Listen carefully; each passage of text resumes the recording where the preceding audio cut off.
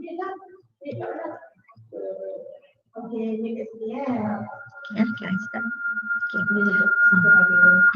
Yes. Okay. Start. Okay. Can you start now? Okay. Okay. Assalamualaikum. Selamat pagi. Sawadika. A good and good morning to everyone. Hi everyone. I'm Nina and I'll be the moderator for today. A very pleasant morning to Associate Professor Dr. Tunku Salha Tunku Ahmad, Director, Center for International Engagement, UniMAP. Dr. Muzailin Afan, Director, Office of the International Affairs, University of Syiah Kuala, Bandar Aceh, Indonesia. Dr. Tawisa Putsuki, Assistant President for International and Special Affairs, Thaksin University, Thailand. Senior Officers of UniMAP, UNSYIAH and Thaksin University, members of the committee for today's meeting, staff and students from UniMAP, UNSYIAH and Thaksin University. On behalf of Center for International Engagement, I proudly welcome all of you to the 4th series of Teen Talk project, a virtual mobility program. Maintaining a healthy lifestyle in the COVID-19 pandemic era, how do you do it? Which jointly organized by Center for International Engagement, Universiti Malaysia Perlis, Universiti Syiah Kuala and Thaksin University. To kick off this morning program, I would like to call upon our none other Associate Professor Dr. Tunku Salha Tunku Ahmad, Director, Center for International Engagement, to deliver the opening remarks. Please welcome. Okay.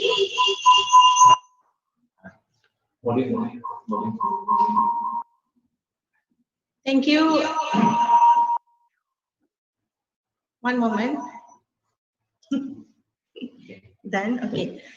Thank you, Ms. Wan Andrina, the moderator for our today's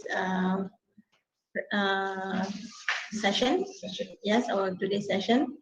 Bismillahirrahmanirrahim. Assalamualaikum warahmatullahi wabarakatuh. And a very good morning to everyone. How's everyone now? Today, are you healthy? You good? Okay. So first of all, let me welcome all the participants, our strategic partners from Universiti Syiah Kuala and also from Thaksin University, Dr. Tawisa, Dr. Muzailin, Dr. Mailizar, Ibu Ria, our colleagues here in this room from UniMAP, Dr. Arthur, Ms. Wan Andrina, Ms. Ju, say hello, hi, Mr. Khairi, Mr. Jabbar and everyone, the participants, the audience, ladies and gentlemen. Okay, first and foremost, let me once again congratulate the Secretariat of the Teen Talk Virtual Mobility Program from the 3 universities, UNSYIAH, Thaksin University and also from UniMAP, for making this Teen Talks Mobility Program a successful one. So now, today we are in the 4th series. We have successfully conducted 3 series hosted by UniMAP and then UNSYIAH and then Thaksin. And for today's event, the host will come back to UniMAP.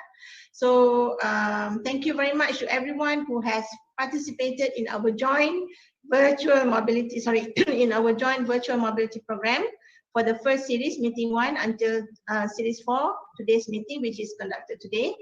So far, the theme for this forum-like virtual mobility program focuses on the issues, challenges, opportunities, and impact of this COVID-19 pandemic on many factors related to students' daily life and today's to students' daily life. And hopefully, this pandemic will be over soon, inshallah. So for now, in Malaysia, the situation of the pandemic in Malaysia is under control, alhamdulillah. However, lately we can see that there is an increase in the cases in certain locations. Hence, the government of Malaysia has taken a targeted approach by implementing enhanced movement control order or targeted movement control order that is enforced in several locations in I can say a few places like Sabah and also recently in the state of Kedah. So it is forecasted that based on global developments, we will go through a lengthy period before we can be completely free from the threat of COVID-19. I read in an online newspaper, it is expected that this pandemic will exist until next year, and hopefully we so much hope that these pandemics will be over soon so that we can meet physically either in Malaysia or in Thailand or in Indonesia. So the fear of coronavirus has confined people as a means of slowing down the spread of the infectious virus. The practice of social and physical distancing, wearing face masks, sanitizing hands, and checking body temperature have been the SOP in the workplace, shopping centers, universities, colleges, schools, and markets in order to prevent the spread of this COVID-19 pandemic.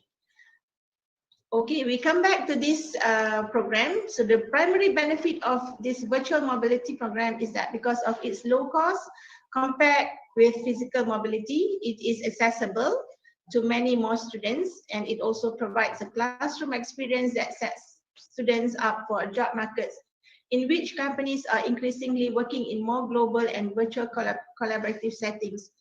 However, it is crucial to note that the virtual mobility initiatives require a detailed planning and a clear distribution of roles that should be made prior to the activity.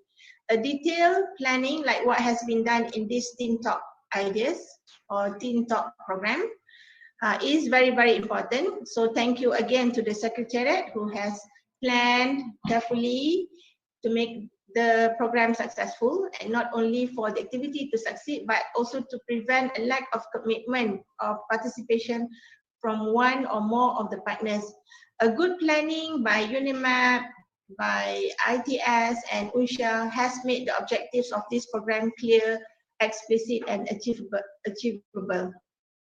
Ladies and gentlemen, participants and audience, so on a final note, I hope that UniMAP, Thaksin University, and University Syiah Kuala Aceh will continue this partnership by organizing more attachments in the future. We will have another 2 programs in the coming weeks. Altogether, we have 6 series. So now today is the 4th series, so we have the remaining 2. So I hope that on behalf of UniMAP, I hope that this partnership will continue. We hope to organize more attachments in the future, including extending this to a wider range of higher learning institutions in Malaysia, Indonesia, Thailand, and the rest of the globe. And may I once again express our appreciation to all of you, our guests and partners, for supporting this program and for your attendance this morning. It is hoped that this collaboration will expand widely to more academic and research collaborations in the future. It is likely that we may not have a chance to meet in person for some time for now, but so therefore I would like to extend my heartfelt regards and wish the best of health and prosperity to everyone wherever you are. Take care and stay safe. All right. So all the best to the participants who will be presenting later on, and thank you very much. Assalamualaikum warahmatullahi wabarakatuh. Thank you, Associate Professor Dr. Syiah. All right, before we proceed with the group presentations, allow me to brief you on the housekeeping before we get started. There will be 3 groups that will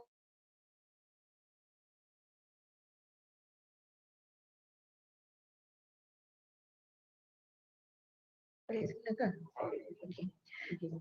Thank you, Associate Prof. Dr. Tunku Salha. And before we proceed with the group presentations, allow me to brief you on the housekeeping before we get started. Okay, there'll be 3 groups that will be presenting today. Each team will be allocated a maximum of 25 minutes for the whole presentation. The students might be asked to conclude their presentation if they have used up the time. Each of the team members should be involved at any time of the presentation.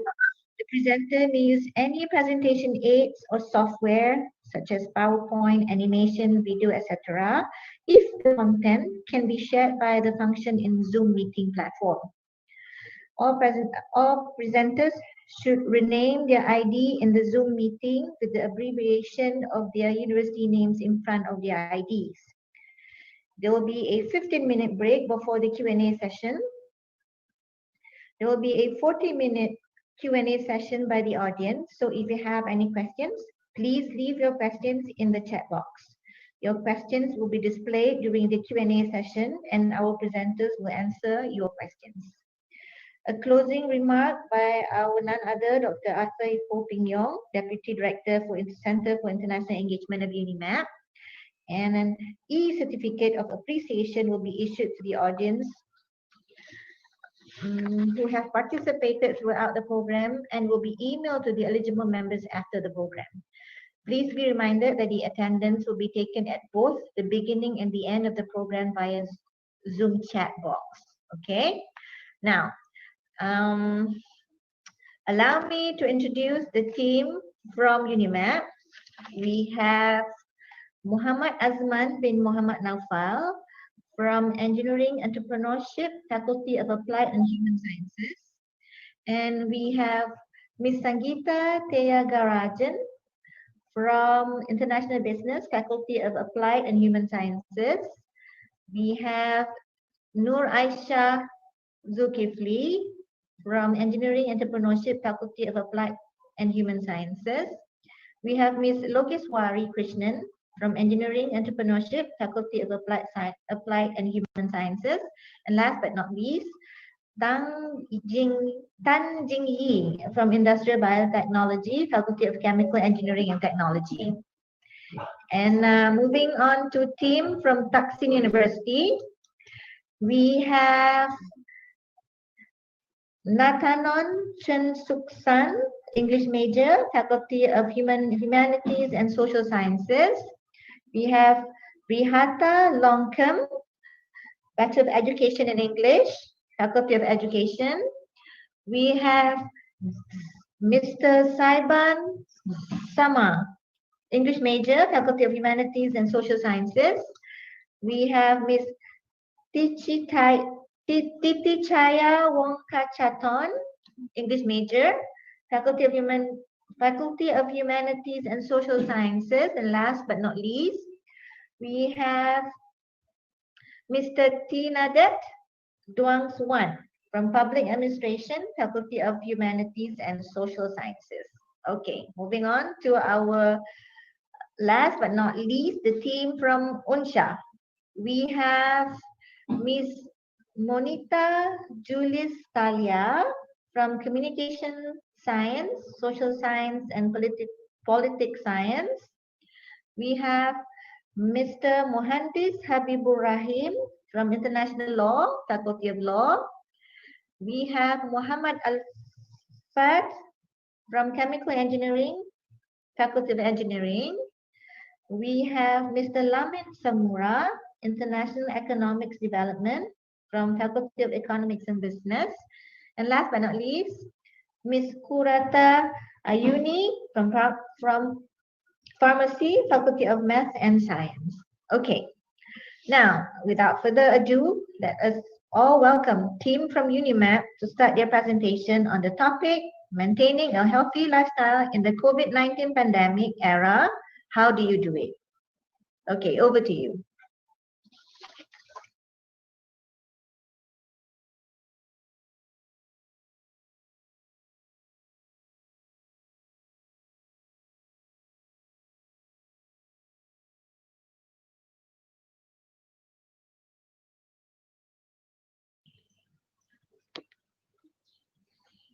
Good morning, everyone. My name is Tan Jing Yi, and I'm an industrial biotechnology student.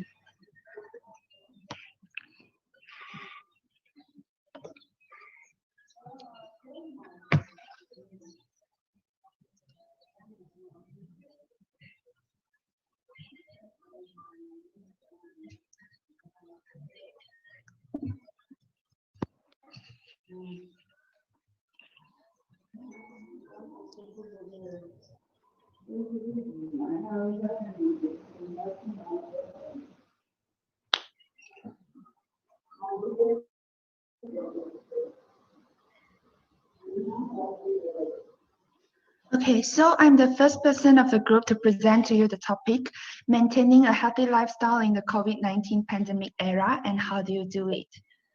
On December 12th of 2019, a new coronavirus SARS-CoV-2 emerged in Wuhan, China, and has made an impact for its infectious characteristic by killing 17 people and infect 300 in a short period.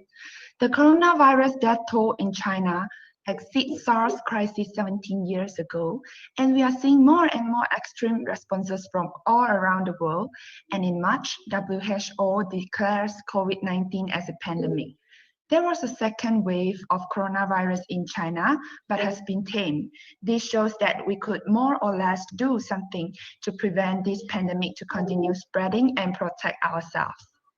As to stop coronavirus, we will need to radically change almost everything we do. How we work, how we exercise, socialize, shop, manage our health, educate our kids, and take care of our family members. This is a vivid example showing a common experience during COVID-19 lockdown for many. The interruption of work routine caused by the quarantine could result in boredom. Hearing or reading continuously about the COVID-19 from media can be stressful. Stress often leads to overeating, especially comfort foods, which is rich in sugar. There will also be a potential for the normalization for a more sedentary lifestyle, packed with activities like watching television, sitting while reading for long periods, or just sitting at a computer for longer than usual periods of time. Next, the sleep pattern has been disrupted during the pandemic. More and more people are struggling with insomnia, late bedtimes, and weird dreams. In maintaining the public health, everyone will have to adapt to the new normal, including sanitizing and washing hands more frequently, wearing a face mask, keeping social distance and contact tracing to help curb the spread of the virus. These changes arouse us to rethink, is maintaining healthy lifestyle ever the same before and during COVID-19? I'm sure that you will have this question answered in greater depth after this presentation. There is a case worth to be discussed in regards of maintaining healthy lifestyle before and during the pandemic, which is a cardiologist is pleaded guilty to violate disease control laws by jogging at the park during the movement control order, MCO. This happened when Malaysia enforced MCO in early stages. We can see Malaysia's government takes bigger account on maintaining public health since at that stage of MCO, there weren't any complete SOP for us to carry out outdoor activities, thus might induce a greater transmission of the disease. As for now, the government having flattened the curve of the virus infection through the MCO, introduced the conditional MCO CMCO on May 4th, with some flexibility for non-contact sports and exercise activities like running, badminton, cycling, and golf to be carried out by adhering to the stipulated SOP to reduce the risk of COVID-19 infection while maintaining healthy and proactive lifestyle. Thank you.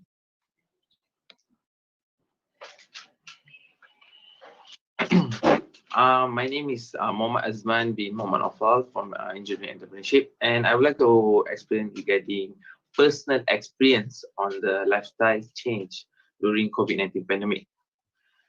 First of all, I would like to talk about transportation. Okay, as a student, we like to travel to places with our friends, and we know we will use the holiday times to enjoy with our friends to make sure that our time is good, used wisely. And now in the during pandemic time, we are unable to reach to the place that we are wish to go because it been restricted, and we should follow the SOP. And we normally go for the holiday, we should we should follow the SOP. We can go with a big group to make sure that to avoid the SOP. And the second thing was learning platform. As a student, we are going through online classes. Before COVID-19 pandemic, we are going to a face-to-face classes. Like it's easier to interact with the lecturer and us, and we can gain the knowledge easily, and we can perform with our studies. But now the student be forced to study in an online platform, in a, like a virtual like this, and the student need to learn a lot of things and need to see the laptop and go through a lot of information to make sure that they can gain the knowledge and can get the knowledge from the lectures and need to do in a short of time. Here I can say is a student need a good environment and a good emotion to make sure that they can gain the knowledge. The third thing is fitness and gym activity. Normally for the students, for the male, they like to go to the gym in weekends like that. Make sure that it become a rotation for them to keep a healthy lifestyle and want to keep their life healthy.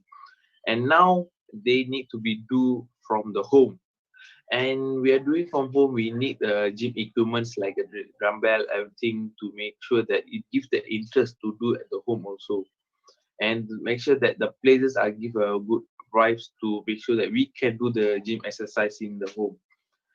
And the fourth thing was time management. Okay, time management is the main thing I would like to say here, because before COVID-19 pandemic, we are able to arrange the time and we are able to finish the task before the time. And now during the COVID-19 pandemic, we are unable to finish on time because we are watching, means we are going through the online classes 24/7 without a good rest or anything. Sometimes we are lack of sleep also. And we should separate the time properly, because it's need to be have a stable emotion and a good digital platform to make sure that we can reach the student and we can gain the knowledge. And here the time management play a good role, because as a student we need to put a good time management to make sure that we can do the thing on time and finish on the time. And I strongly say that these four things are going to the, we know that student know about the transportation, learning platform, fitness and gym activity, and time management. That's all for me, and thank you. Hi everyone, my name is Logishwari Krishnan from Engineering Entrepreneurship course. I'm going to present about comparing lifestyle before and after the COVID-19 pandemic era. My first point is attend lectures. Before the COVID-19 pandemic, there was a face-to-face classes in universities, schools, tuition centers, and so on. After the COVID-19 pandemic, it brings us to learning from home via online classes. It is more stressful than regular classes. Next is about exercising. Before the COVID-19 pandemic era, people are not restricted by anyone and they can go for recreational parks, gym for their physical activities such as jogging, walking, and so on. But this COVID-19 pandemic has forced many people around the world to stay at home and self-isolate for a period of time. So people start to do indoor activities, indoor physical activities. Next is about eating pattern. Before the COVID-19 pandemic, there was a various healthy foods because there was no restriction for grocery shopping. After the COVID-19 pandemic era, there are limited access to daily grocery shopping. So it's maybe lead us to reduce the consumption of fresh foods, especially fruit, vegetables, and fish, in favor of highly processed ones such as convenience food, junk foods, um, snacks, and ready-to-eat cereals, which tend to be in high fats, sugars, and salt. Next is about purchasing essentials. Before the COVID-19 pandemic, economic e-commerce in Malaysia is stability and just good. After the COVID-19 pandemic, e-commerce is deemed. Spending habits also changed after the MCO was implemented. People begin saving more amid more uncertainty over job security and income, and have instead been purchasing primarily essential goods like groceries, household supplies, and even health supplements. Next is about sleeping pattern. Before the COVID-19 pandemic, there's no issue in sleep disorders among public. But after the COVID-19 pandemic, the effects on sleep disorders population spend more time on digital devices, close to bedtime, delay in bedtime and got up later, and also their sleep quality is worsened. Next is about personal hygiene. Before the COVID-19 pandemic, we are not much give priority on personal hygiene. It's mean like we are not washing hands or sanitizing things before use regularly. But after the COVID-19 pandemic, we have become more hygiene conscious. So this indicates that people have started taking personal hygiene more seriously. The ritual of washing hands, sanitizing things before use, that started as a compulsion is becoming a habit. My last point is interaction between people. Before COVID-19 pandemic, people are hanging out constantly with their loved ones. But after the COVID-19 pandemic, there's a huge reduction in face-to-face interaction. In Malaysia, business premises start to following standard operating procedure, which is SOP. Social distancing with 1 meter is compulsory in most of the public places, such as supermarkets, schools, and so on. Thank you. Hi, my name is Sangeeta Dakshav Tyagarajan. I'm going to give suggestions to maintain a healthy lifestyle during and after the COVID-19 pandemic. A healthy lifestyle starts from the inside. Our body hears everything our mind says. So stay positive. Don't reach for your phone to check the news as soon as you wake up or while still in bed. Do a quick meditation. Have faith. Believe that this critical situation is going to end soon, not going to affect you or your financial situation anymore. Bring positive energy into you. Next is about diet and nutrition. It is essential to adopt a varied and balanced diet. Plan out meals for the week. It helps you see an overview of balance of your diet. Good nutrition is always important, but during this pandemic, it's even more important because it helps a strong immune system. We are living in an age where everything happens with technological devices all day. There are numerous apps which were designed to facilitate us. My Fitness Pal app provides you the calorie reminder for the day. Besides, don't forget to drink plenty of water regularly. You can use the water reminder app to remind you when to drink water. Next is to stay active. People who are 65 years old and above with chronic disease and compromised immune system are at risk. Exercise and monitor your health. Make exercising a priority and incorporate it into your day. Reduce spending too much time sitting and watching TV. Simply stand up, walk around, and do some stretches. Make it a goal to stand up every hour if you are at your workplace. The Appropriate app can assist you to monitor your health. You can get clinical decision support, disease information, alternative medicines quickly through this app. Apart from this, don't forget to laugh. Incorporate laughter. Laughter is the best medicine. Next is cope with stress and anxiety, but in a healthy way.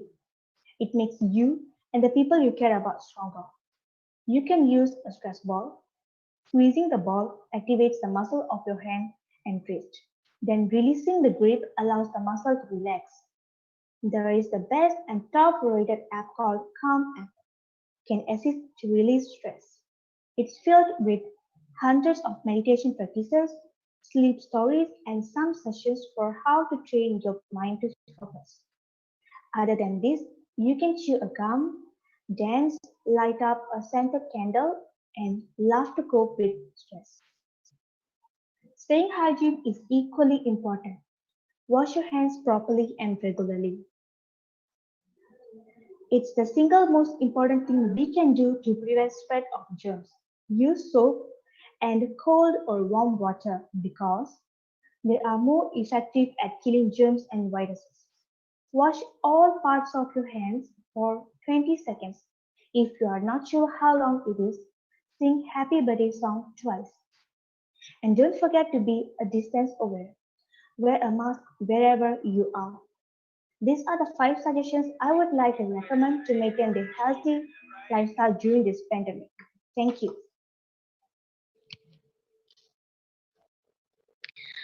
Thank you, Sangeeta. So my name is Siti Aisha, and I'm taking engineering entrepreneurship, and I will be concluding this entire presentation. So I would like to summarize all the points mentioned by the previous presenters. For example, Azma has mentioned about his personal experience regarding or um, along the pandemic itself, which is as a student, he struggles with balancing his time and then fluctuating changes of his study life and at home.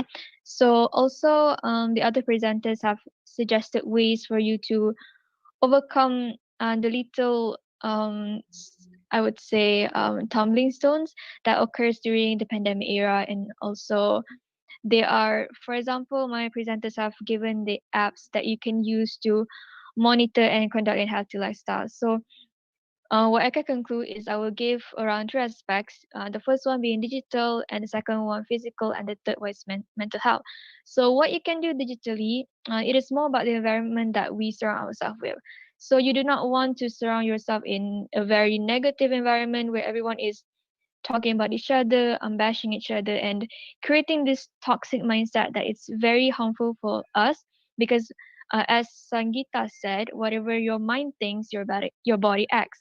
So there's this one thing because I'm using Twitter a lot is you can filter offensive words on apps that you use. So you can mute some words that you do not want. For example, there's this one word you don't want to see on timeline, you can just block it. And you can also look out for each other and avoid following toxic people on the internet because um the toxic people is the people that you can be see on your timer a lot, so that can influence the way that you think. So digital is more about the environment. And the second one, physical as in the usage of apps I use. So there's this one fitness tracker that you can use especially on iPhone or Android where you can track the steps that you take. So Ministry of Health has suggested it is recommended for you to take 10,000 steps a day to maintain a healthy lifestyle. And you can use trackers because it helps you to stay motivated and to get healthy.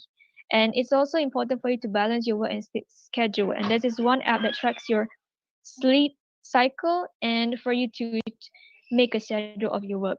The last thing is mental health. Mental health is more of what comes within. So you need to follow inspirational people who advocate for mental health. For example, I listen to tech talks a lot. So tech talks are people who discuss about topics that they have knowledge about or they feel strongly about.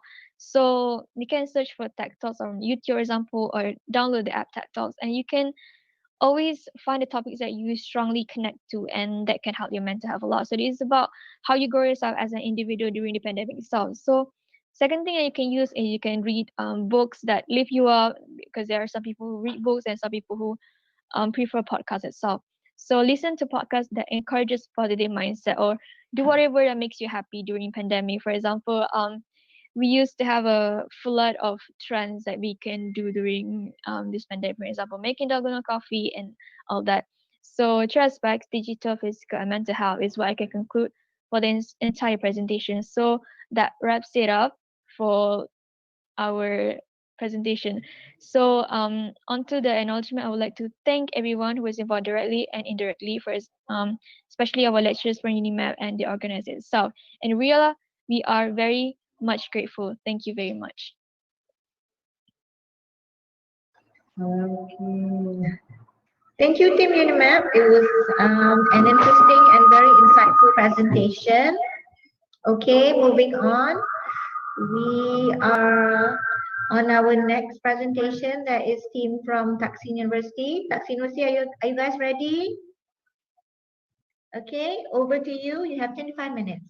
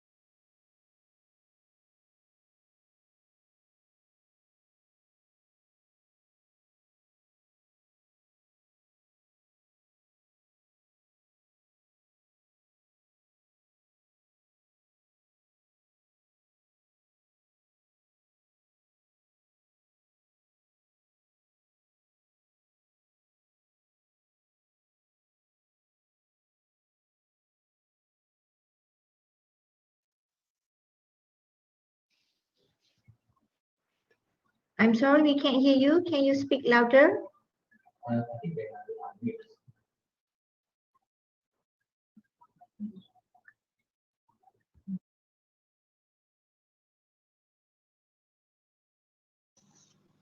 Can you hear me? Okay, good. Yeah, hear you loud and clear. Okay, thank you. How has your lifestyle changed during post-COVID-19 pandemic era? This is the rank of the University, Johns Hopkins University. The world is unprepared for outbreaks of major infectious diseases, with Asian countries facing a significant risk. According to the Global Health Security, or we call GHS Index 2019, according to the report, Thailand and South Korea were among the best performing in Asia countries.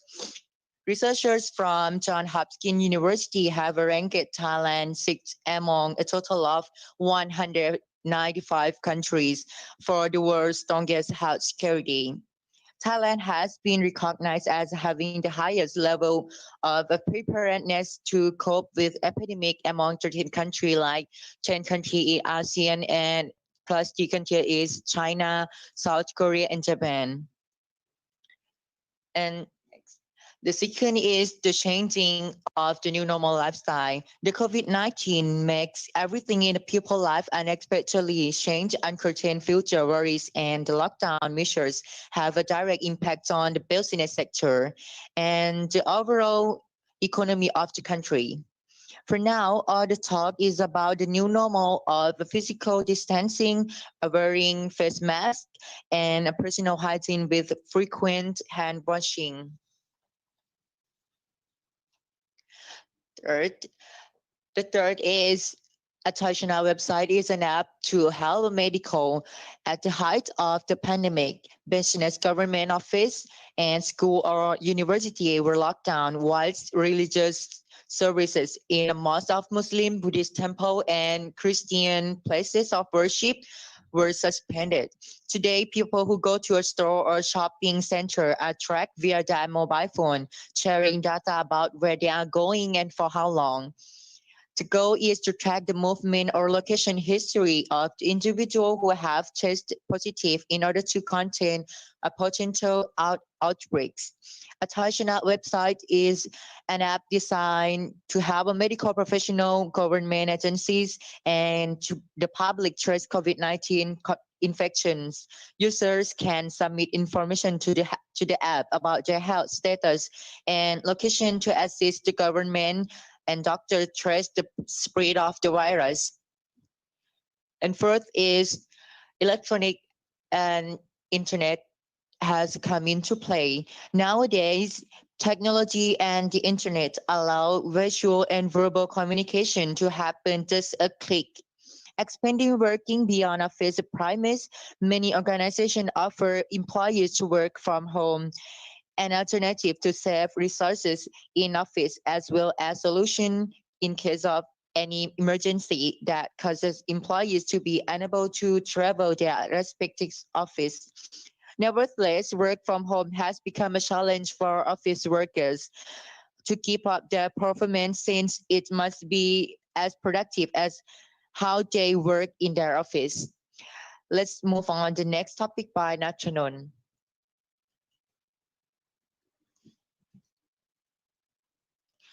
Ladies and gentlemen, let me introduce myself again. My name is Nathanon Chinsuksan. So today, let me discuss about the life before and after the COVID-19 pandemic.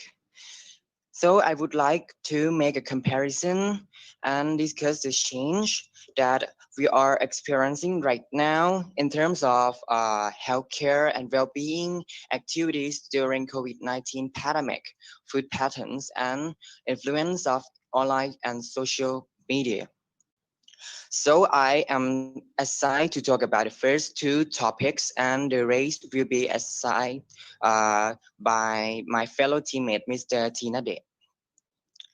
So back then in a normal life, unusual situation, whenever you have some concern or problem with your health, what do you usually do?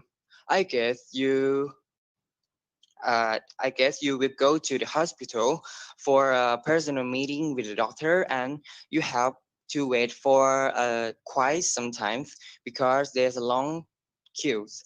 But nowadays, you don't need to do this because Thailand have already launched a new and convenient way to help you to reach out to a doctor even if you are stay at home.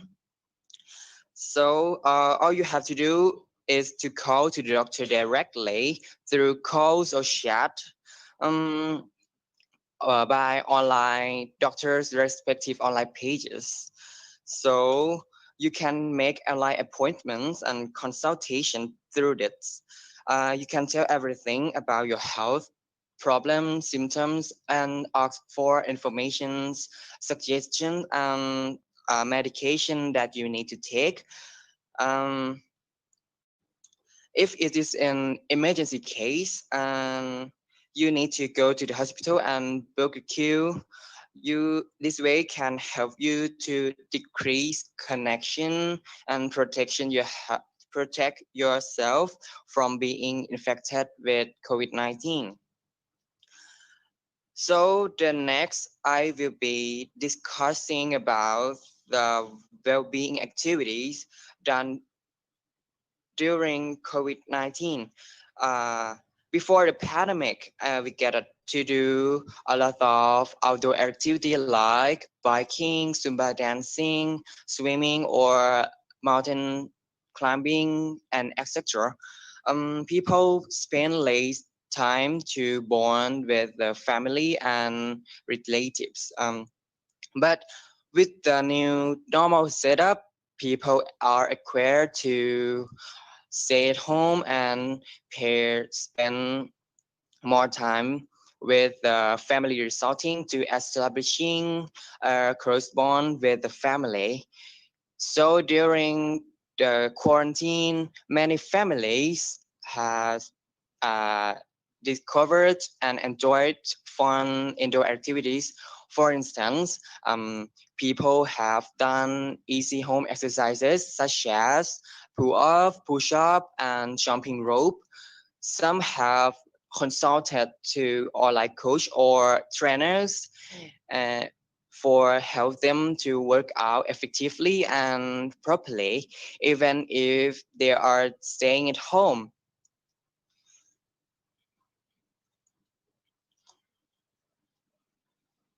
So it became a popular trend when people got interested in plant and gardening. It is evident in different social platforms like Facebook and Instagram, wherein we see a lot of people take care of the plant to decoration and beautification of their room or their home.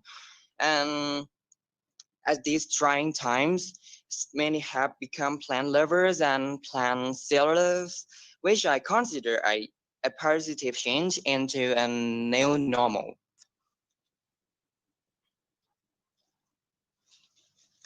So another activity that's also became popular during the pandemic is reading, whether it's a hardbound book or a book. So many have enjoyed the act of reading. So, and last but not the least, online selling became a hit in Thailand during the quarantine. Many people, especially the teenagers, were able to earn and save money during the pandemic by selling essential products to online shoppers. So that now let me give the floor to Mr. Tinadet for the discussion of next topics. Thank you. Hello, my name is Mr. Tinadet Dongsuan. Thank you, Mr. Natnun. Let me start the discussion with how the food patterns of people have changed during quarantine period. Firstly, food delivery has become so popular. For example, the number of using food delivery service soars because during a crisis, many consumers are in a forced home situation or in a safe place, including service users drive-through but never use the service. This category decides to switch to a new service because food delivery service makes consumers more comfortable. This higher level of comfort persists and shifts long-term to use delivery service. Secondly, learning to cook. Serving food has more different ways. Can clearly see the changing behavior of learning to cook from where the we used to take a cooking class at a place. It turned out to be an online study on the internet. Many people are turning to cooking classes online or becoming more and more educators. Thirdly, ghost kitchen. When situation pandemic that are open, not able to allow to customers is in it and sit at the restaurants that are open but will be only be open for takeout service. And next topic is influence of online and social media. Social media has more influence on our daily activities, such as when we are confined at home, what we are familiar and on regularly basis are applications. Which one the most popular app is TikTok. When we're free, we can enjoy it. We can see a lot of entertainment, event tips, and knowledge and idea clips. It will be available in this application. People have various challenges for everyone to play. Secondly, people use Netflix to watch movie instead of go to theater. Of course, when epidemic strikes, one cannot to travel to the cinema to see the movie because it poses risk. Therefore, every cinema was closed. And what more people are turning to is Netflix app. More and more people are turning to movie from this app because it's a good app. Thirdly, online shopping became new choice that people choose for shopping when you can go out. More and more people are turning to shopping online. There are many options to buy at the famous app in Thailand is Lazada. We can buy it very conveniently. Fourthly, selling and buying do not need to pay cash currently. Purchase can be made via QR code or prompt pay. An example app for Thailand is MeMoney app. Making payments through these channels reduce the risk of touching banknotes or people's hands. And lastly, online insurance. When the COVID situation pandemic, people are becoming more attentive to their health. Many people turn to life insurance from never doing so has turned to be more important, considered to be very good. Let's move on the next topic by Ms. Syiah. Thank you. My name is Syiah Wongkhachathorn, and this part is about suggestions to maintain interaction between people or relationships. First of all, we have to know the importance of relationships, of interaction between people or relationships. I think that this is important for our mental health. Social contact helps us cope with stress and major life changes like the new normal lifestyle nowadays. And that is an important factor to help us forget the negative effects that this pandemic brought into our lives. We must all recognize that we are vulnerable to feelings of loneliness as well as the importance of many relationships in our lives.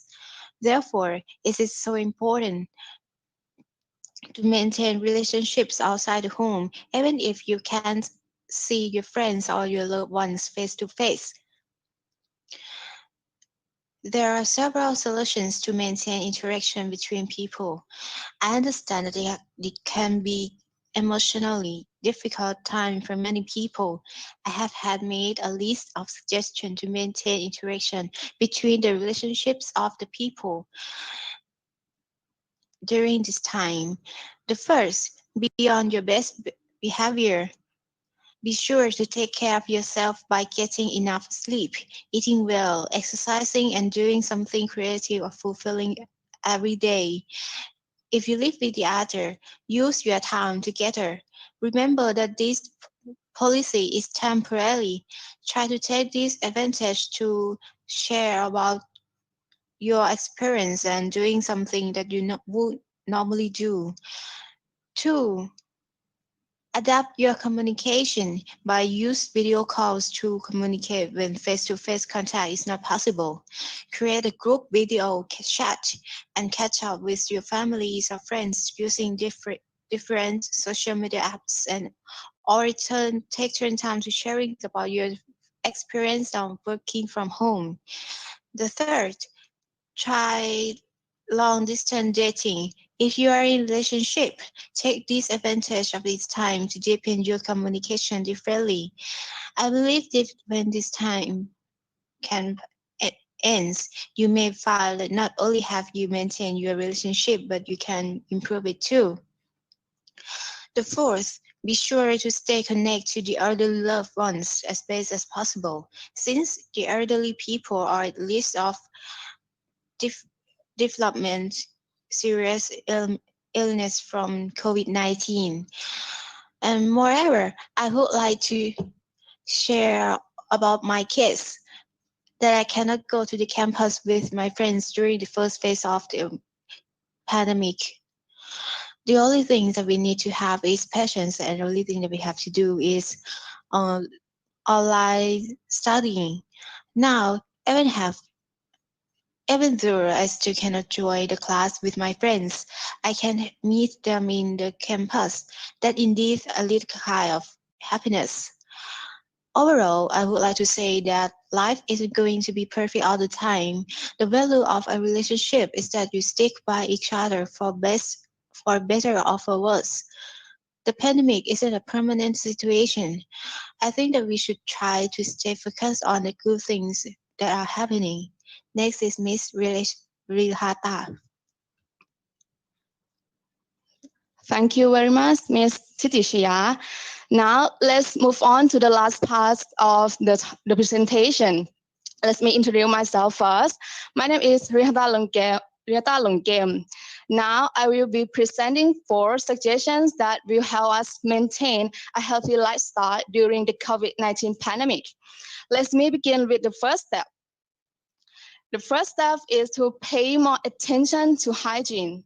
This step is essential because it prevents us from getting the coronavirus, and moreover, it makes ourselves healthier. So these are the most important way that we must do to pay more attention to hygiene. The first way is to wearing face masks whenever we leave our home. Using masks means protecting both our health and the health of the others. So Thailand has required people to always wear masks when we go outside, which is help the people protect themselves from acquiring the virus. The next way is to wash our hands frequently. Thaksin University is paying more attention to hygiene. From this picture, the university has made sure that there are many alcohol or hand sanitizers everywhere in the campus, so that students will be very mindful of the cleanliness of their hands. The next way is to maintain at least 1 meter or 3 feet distance between yourself and others. From this picture, this is the cafeteria in Thaksin University. The students are not allowed to sit in the seats that have masks. So my next step is exercise regularly. As we know, during this pandemic, many gyms have closed, and so home exercise was highly encouraged. And these are some of the few home exercise that you may want to try. The first example is a virtual game app. This is a fun way to exercise, and moreover, it can protect ourselves from the infections because we do it at our home. Just try it and it will truly change your perception about your exercise forever.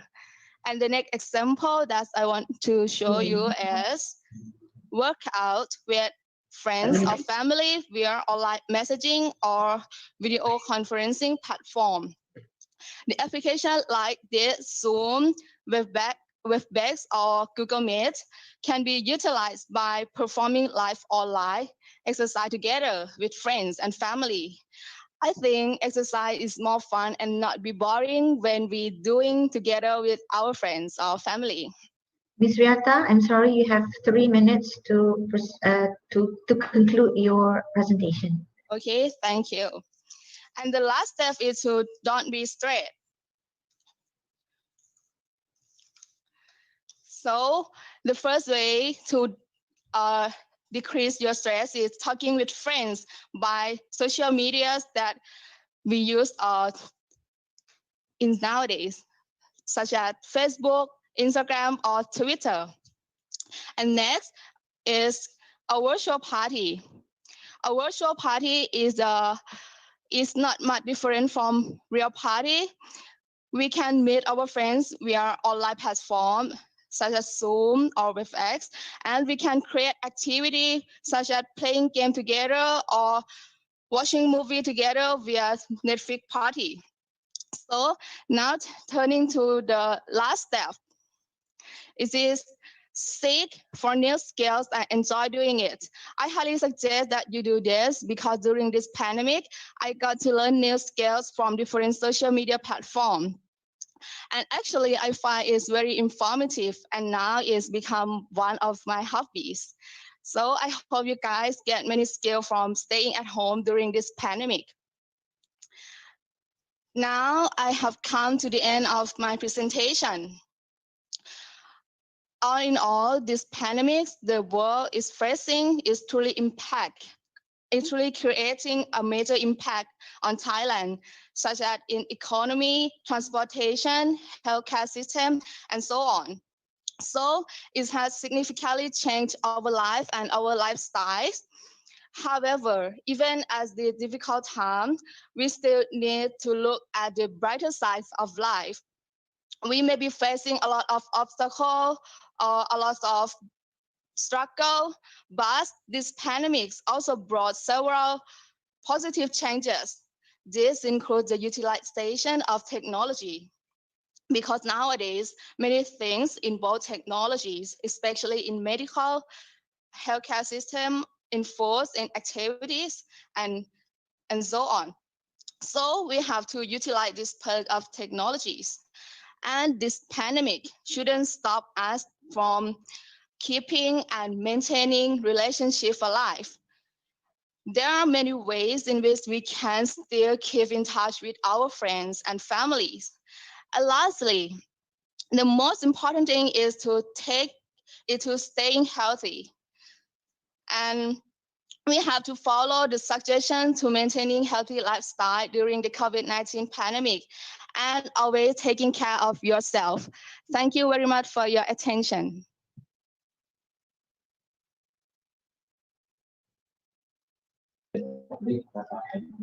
Thank you, Tim Thaksin. Thank you very much. Khop kun ka. All right. We'll move on to our final team, that is from UNSYIAH. UNSYIAH, are you all ready? Yes. Okay. All right, over to you. You have 25 minutes. Good luck.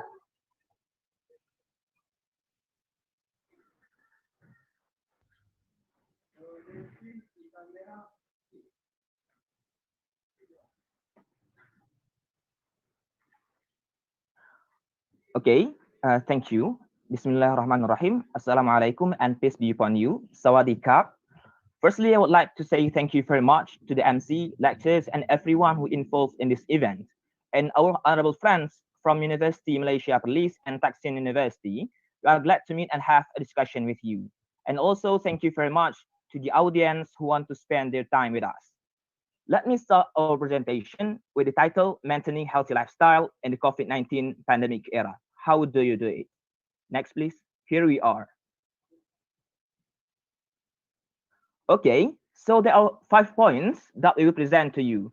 First, we will present to you about background. The second one, we will present to you about lifestyle change. The third one, we will present to you about before and after. And the fourth one about suggestion. And the last but not least is about conclusion. And the next slide will present from my friend, Tata. Thank you. Okay, thank you. So I will start our presentation with the background about today's topic, which is how to maintaining healthy lifestyle during pandemic.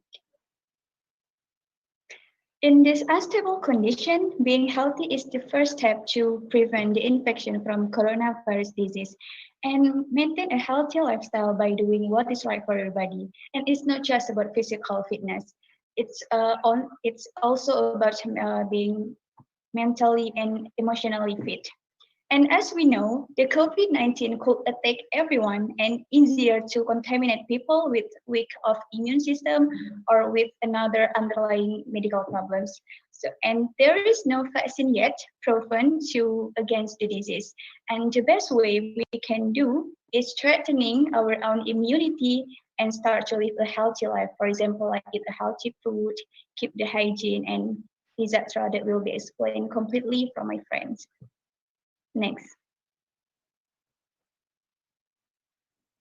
Okay, based on the data that we show you here, WHO has reported at 29 September, there are total cases 33,378,462 people are infected in the worldwide. And in Indonesia itself, there are about 282,724 people. And in Aceh itself, there are about 4,325 people are infected with coronavirus. Next, please. Okay, we can see in this curve, the cases of COVID-19 are increasingly day by day. Even though the government in all across the world has announced that we have to do the protocol of COVID-19 and hoping that the condition will be under control. But the fact that we face nowadays is contradict with what was we expected. So it's proof us that there is something to change in the way we live. Or maybe the prevention protocol that we have done is not optimal yet, or our effort in maintaining our healthy lifestyle is need to improve. And we are here to discuss it together with you. That's all from me. For the next slides, we'll be presenting by my friends Mohandis. Thank you. Okay, thank you very much. So there's a quote that say the mask becomes a thing that cannot forget nowadays and becomes that very important. Next, please.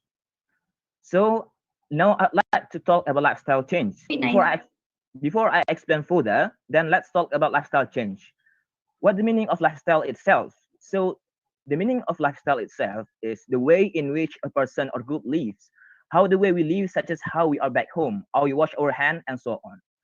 So COVID-19 makes the lifestyle changes. Therefore, maintaining healthy lifestyle is important. Why? Next, please. So there are 4 things I'd like to tell you. First, about healthcare access. So not all the state has a professor for COVID-19.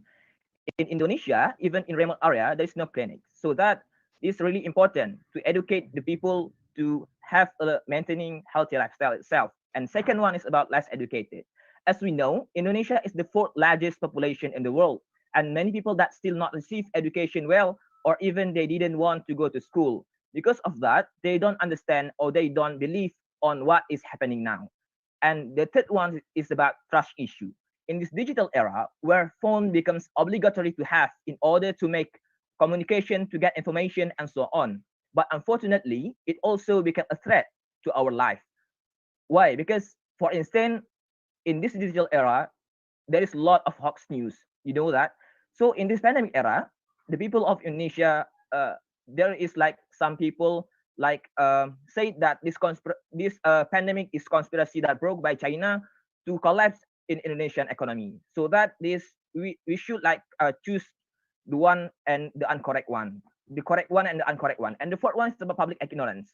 So because of that trust issue, it's impact to the public ignorance. Because of trust issue, it gives impact to public trust. So that the people they don't care, or they don't care about wearing a mask or keep distance and so on. Next, please. So this is the lifestyle that changed in our lifestyle in Aceh especially. So first is about maintaining physical health. For instance, like previously, we don't really care about to try to exercise and so on. But after the pandemic came, we have to try to exercise, because with the exercise, we can protect ourselves for COVID-19 itself. And the second one, double housework.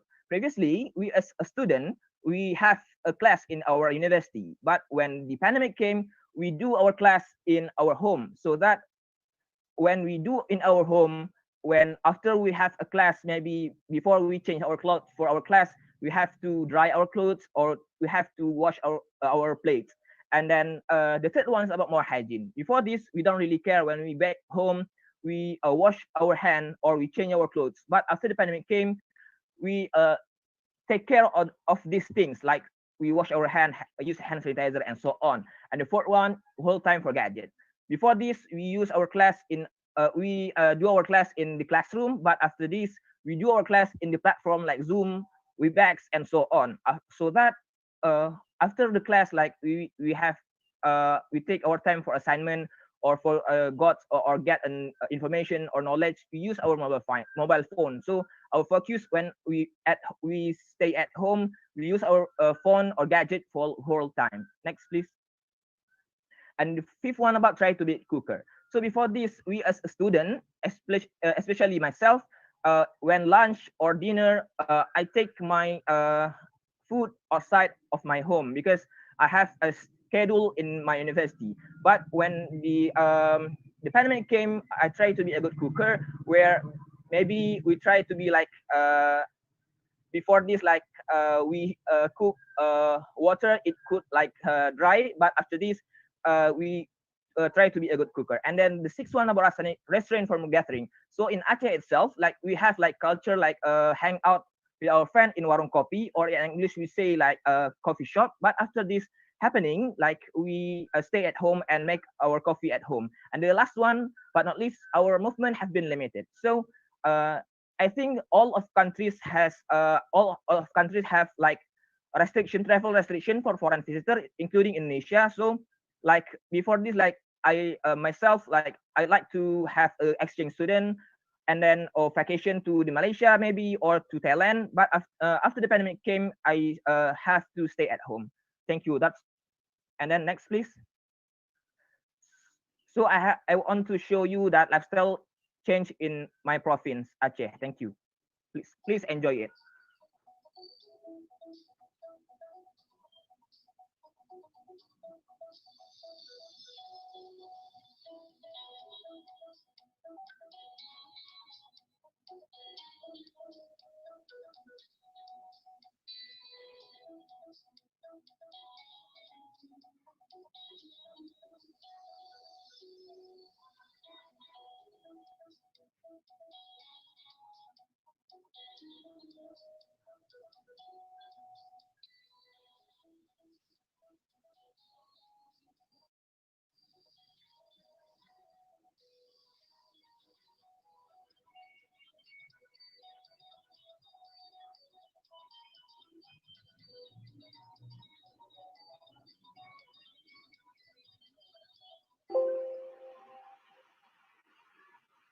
Thank you. That's all from me. The next slide will be presented by my friend Julie. Thank you.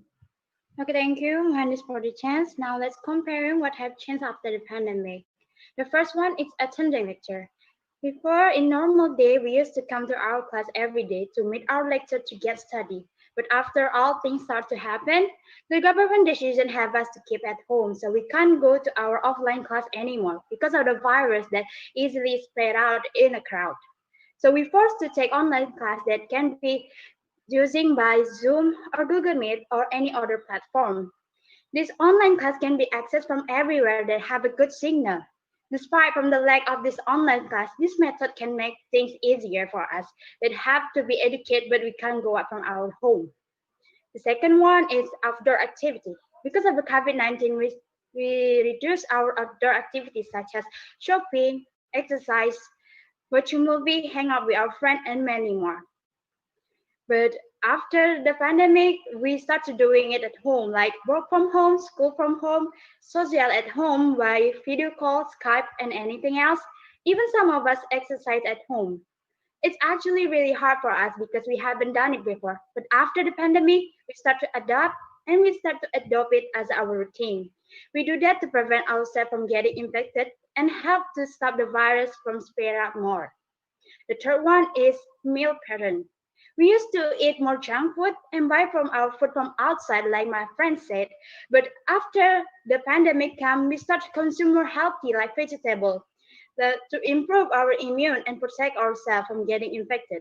During the pandemic, eating fruit and cooking for ourselves become a normal thing in our society. Thank you. That's all from me. The next part will be explained by Lamin. Still on the issue of comparing lifestyle before and now, I will begin with purchasing of essentials or groceries. Before the pandemic, we go for shopping in the malls, public places like markets, and etc. For my own experience, I usually go for a bulk shopping at the mall almost every month, where I usually buy my basic needs and other essentials without fear. But that has to change due to the fear of the pandemic. Even when I should go for shopping, I will use face mask, which means consuming of oxygen a little bit slower, and also carrying hand sanitizers to protect myself from this notorious virus. So I will say, in order to maintain our health, we should actually adjust ourselves to using e-commerce instead. That is, buying our needs through online. Although we might not have everything we need through online, some things may be unavailable or so costly that we can't afford. So buying those things in markets or other places is the only choice we have, right? So we should use masks or, if possible, face shields and the use of hand sanitizers in order to buy those two things, as prevention is better than cure. The next thing that I have here is our sleeping pattern or rest. In addition to the issue of purchasing, our sleeping pattern is also vital to our health. So how do we do this? Our sleeping pattern and rest also has to change. For my case, although before the pandemic, I usually have enough sleep, like 6 hours, 30 minutes, which was not bad. The arrival of the pandemic changes that as well. Because now on, I usually have slept at 10 to 5 a.m. before. I don't usually have time to sleep in the day because I'm always in the library in the daytime or hanging out with friends. But now sleeping and resting is my routine in the daytime. Good sleep is essential to our overall health, right? According to health officials, the immune system activation alters the sleep, and sleep in turn affects the innate and adaptive arm of our body's defense system. So our immune system needs to be healthy, right? In that case, it is recommended that adults get at least 7 hours of sleep per night. So to maintain our health, we need to adjust our sleeping pattern to 7 hours at least per night because it helps a lot to protect our immune system. Now I will talk about our personal hygiene. Of our personal hygiene, it is also crucial in our day-to-day life and even more in this pandemic. My personal hygiene did not have much difference, but there are few adjustments that I did from anyway. What has changed is the way I wash my hands and the way I protect it from touching surfaces and objects. I usually have a hand sanitizer on me so that whenever I mistakenly touch an object or surface, I usually sanitize my hands. Whenever I came from outside my place, I wash my hands with soap and water. So washing my hands on a regular basis becomes a habit for me. What I am trying to say here is that we need to adjust ourselves when it comes to the issue of our personal hygiene. For instance, we need to be aware of the things we touch, and also we need to have hand sanitizer with us whenever we go out so that we will have to sanitize our hands whenever we touch anything. And also, when we come back to our homes, before touching anything again, we need to wash our hands thoroughly with soap and water. The next thing that I have is the interaction between people. Oh, our interaction between people is something that we love, right? Like mingling with people or shaking hands with friends, sometimes to even strangers, playing games and having fun, all those things we do before the pandemic, right? But all this have to change. From my personal experience, I perfectly know that when I meet my friends, nothing can stop me from mingling with them. So what should I do? Stop meeting with them and only communicate with them on social media. What I'm trying to reach here is that we need to deprive ourselves from meeting our loved ones and avoid the shaking of hands. If by any chance that we happen to meet our loved ones, all we need to do is simple. Just keep the distance from them. We can still say whatever we want to discuss with them without getting closer to them. This is all I have for you. I will now pass it on to my colleague, Alfat. Thank you.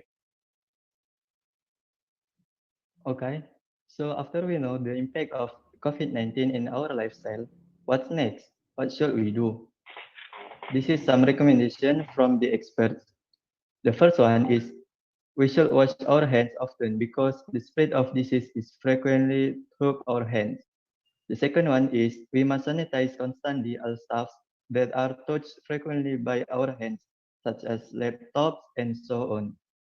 The third one is avoid close contact with other people even though it is our own best friend.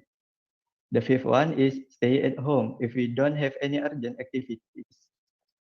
The sixth one is if we are coughs and sneeze, don't forget to cover it with our arm to prevent the virus from spreading. And the last one is avoid crowded places. That's all from me. The next slide will be presenting by my friend. Thank you. Thank you very much. The last one but not least, we will conclude our presentation. Next, please. So there are three things that I will tell you guys. First is about think positive and be positive. What it means. So don't be a person that easily trust to a hot news, because nowadays in digital era, you have to check the news that that's delivered to you so that you can choose which one correct and incorrect, so that you can believe on the right one. And the second one is about keep and mental and physical healthy. So in this case, it's not only physical only, but also mental health. For instance, you can exercise yourself or have a chit chat with your friends or speaking to your family and so on to heal your mental. And the last one but not least, make unusual thing become a habit and lead by example. For instance, nowadays masks become an important thing, so that wearing a mask, previously we don't use that, and we wear with that things. So after the pandemic came, we have to usual with that things like keep distance also, and then wash our hand when we back home and so on. Next please. I want to tell you a quote that said, "It is health that is real wealth and not pieces of gold and silver." Mahatma Gandhi. Thank you. That's all from us. Thank you very much.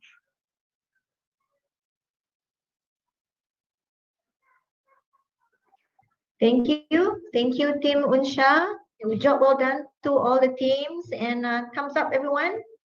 Good job. Okay, all right. We will have a 15-minute break before we move on to the Q&A session. And to all the audience, you may start sending all your questions now, and please leave your questions in the chat box. Okay, see you in 15. Bye.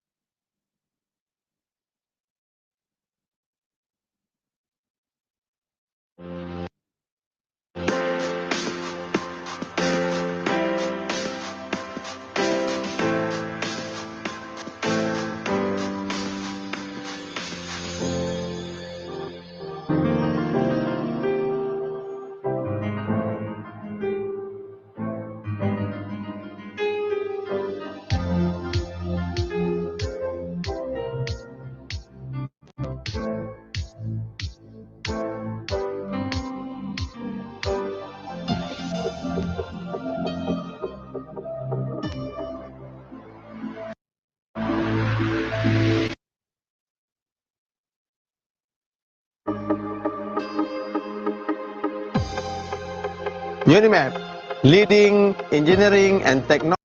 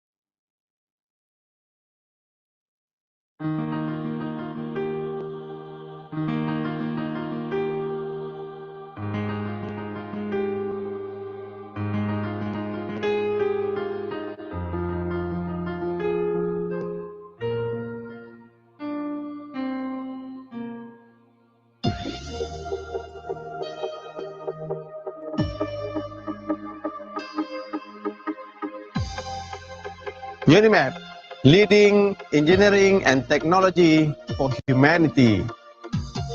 In 2002, the ministry approved the establishment of College University Kejuruteraan Utara Malaysia, KUKUM, the 17th public university in Malaysia.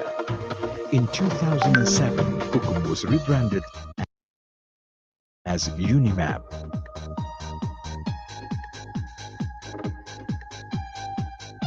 UniMAP offers programs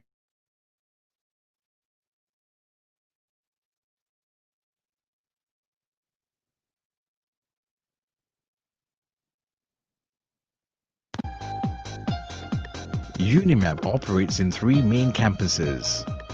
Nature Campus Putra, Computer and Communication Engineering,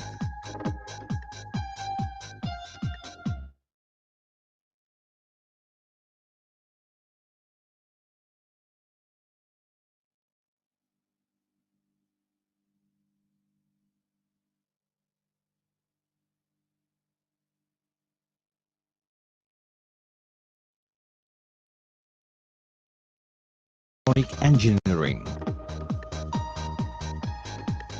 Unicity Nature Campus, Faculty of Engineering Technology, School of Diploma Studies,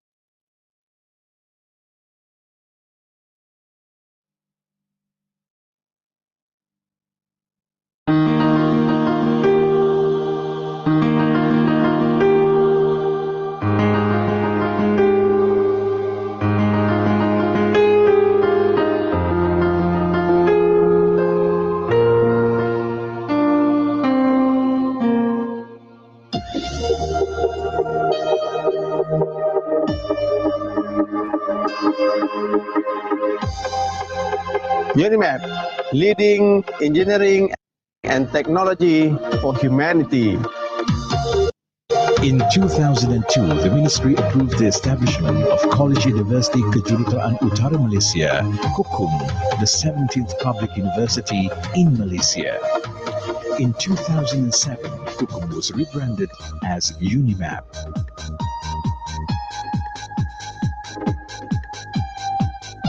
UniMAP offers programs of study leading to the award of diploma, bachelor's, master's, and PhD degrees.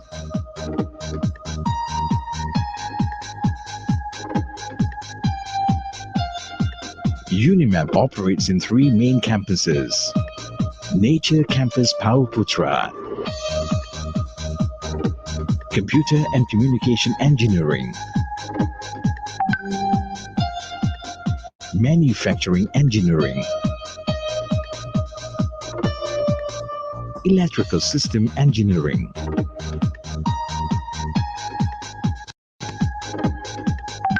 Microelectronic Engineering,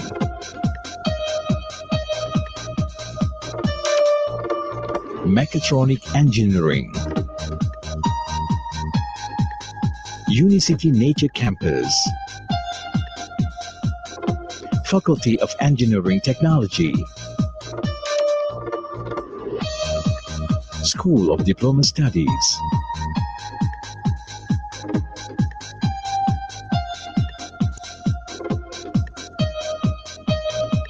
City Campus, Materials Engineering, Bioprocess Engineering,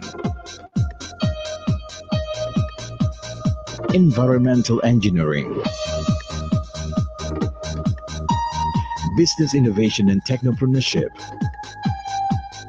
Human Development and Techno-Communication. UniMAP continuously carries out research that brings benefit to all. Nanotechnology research in UniMAP looks into faster, easier, and more accurate detection of microbiological diseases.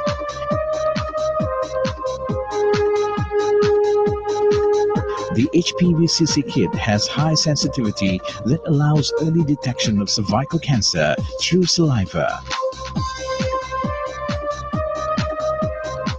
With the application of greenhouse technology, the Sustainable Agro-Technology Institute has developed a method to enable the Perlis harum manis to be harvested all year long.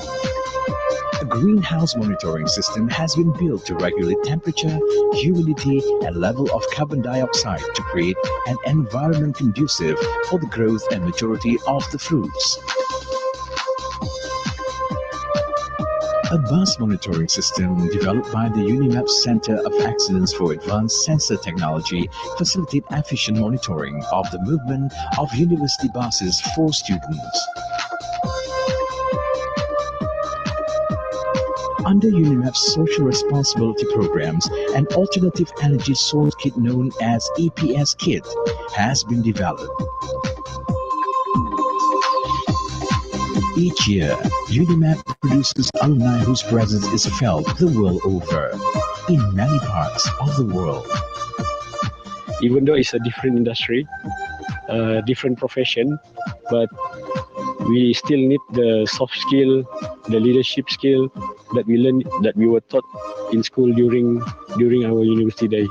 It's a lesson learned. We were taught as we through this life. Being graduate from UniMAP, it really helps me in adapting to the working environment, and it helps me speeding up my learning curve.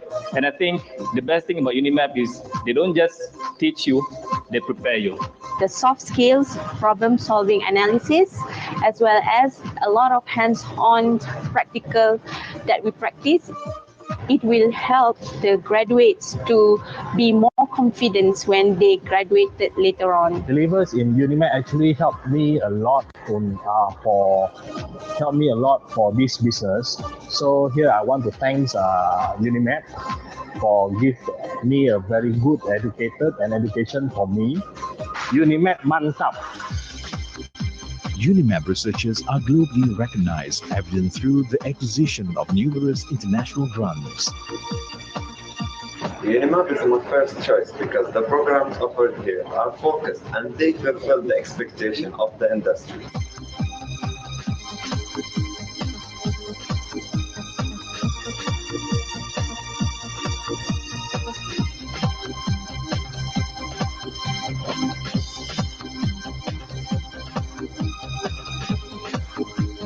Apart from academic and research, which are the university core business, sport, culture, and volunteerism are also given due to the attention. It's up to the student to choose which field he or she want to immerse into. The success and achievements thus far have placed UniMAP on the world stage.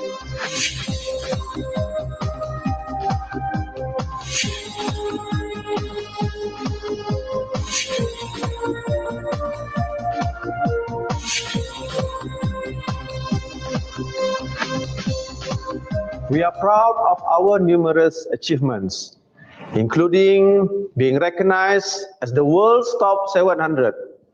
Guided by our core values of knowledge, sincerity, and excellence, UniMAP will become even better and stronger towards a brighter future for all. UniMAP, mantap!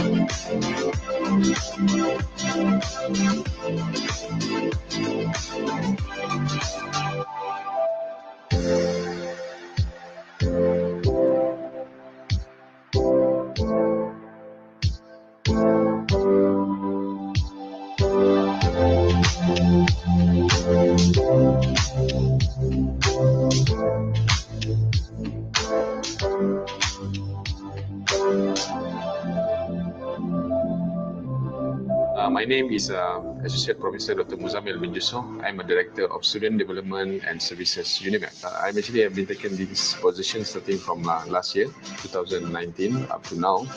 And previously, we actually has been rebranding from Halal Pelajar and Alumni, and now we becoming a Student Development and Services of UniMAP. A little bit about HEPA. Actually, HEPA is under Prof. Dr. Muhammad Fuad bin Sa'dan. He's our Deputy Vice Chancellor, which is under him we have about 8 heads of department, and I'm one of them. So it's under me. Actually, I'm taking care of nearly 10,000 students, undergraduates, and plus the nearly 3,000 of postgraduates. So in overall for international students, we have almost 800 students. For these 800 students, actually we park them in a postgraduate club, previously called as postgraduate club. But then with the new president, Abdul Mani Muhammad, starting from last year, we have rebranded this club, becoming International Student Club of UniMAP, known as IICU. So this club, starting from last year, end of last year, and early of this year, we have fully inject with a few programs. I think headed by Abdul Mani itself, of course, as well as from his team. We have a lot of activities involving more towards exploring Malaysia. So we have been to Langkawi, we have been to the best part. Actually, we have been to Pulau Perhentian in Terengganu lah. Although actually we are not really focusing on the holiday parts or enjoying, but it's more on engaging with the other universities. In UniMAP, there are more than 700 international students from 15 countries, actively participating in universities programs and activities.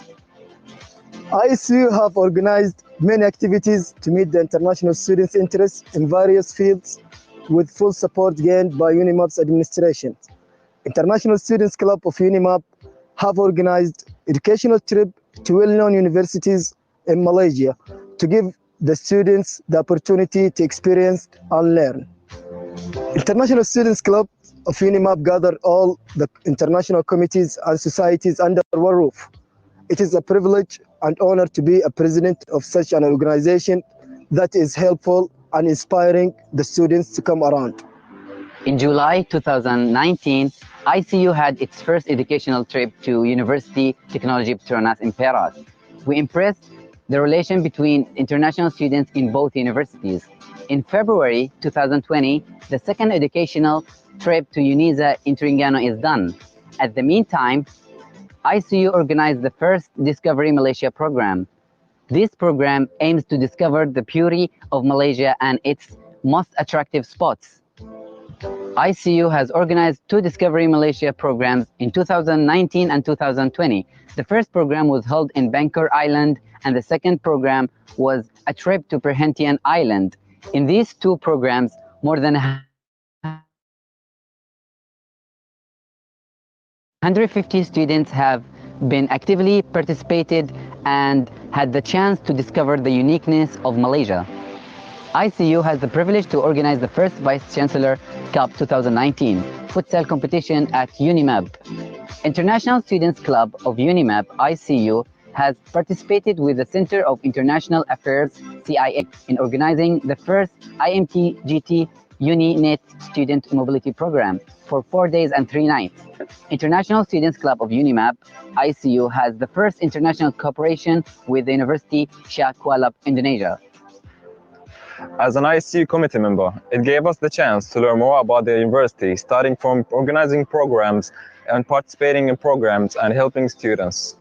One of our goals was to create programs to help the international students learn more about the country and the university. And by the end of our session, we have successfully achieved most of our goals by creating a better environment for international students in UniMAP. Same goes to expanding our connections with the local societies such as the MPP and the MPKK.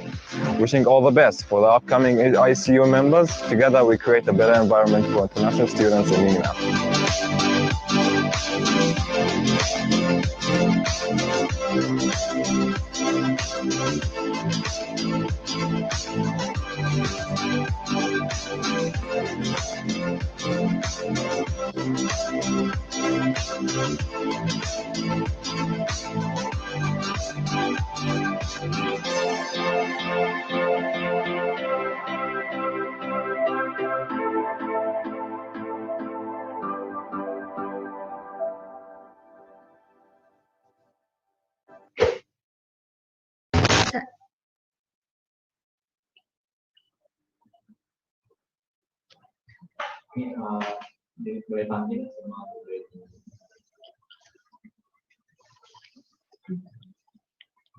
Hi there again.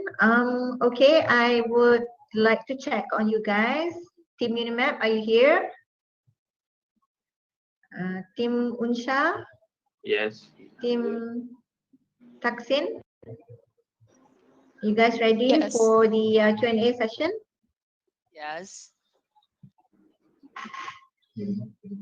UniMAP? You guys here? All right. Wait. Okay, cool. Okay. All right. We'll hold on for a few minutes to get the question all together. We have a few questions coming in, and we have sorted out, and we'll be addressing as many as we can during this session. Okay. So yeah, get ready.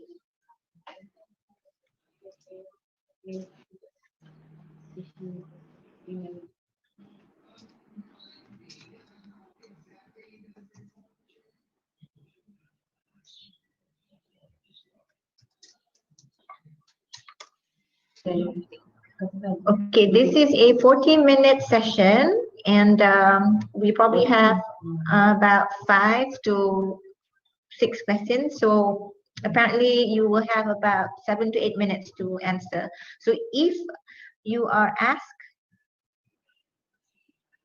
to answer, so each university are given about 3 minutes to answer each question. Yeah. Okay.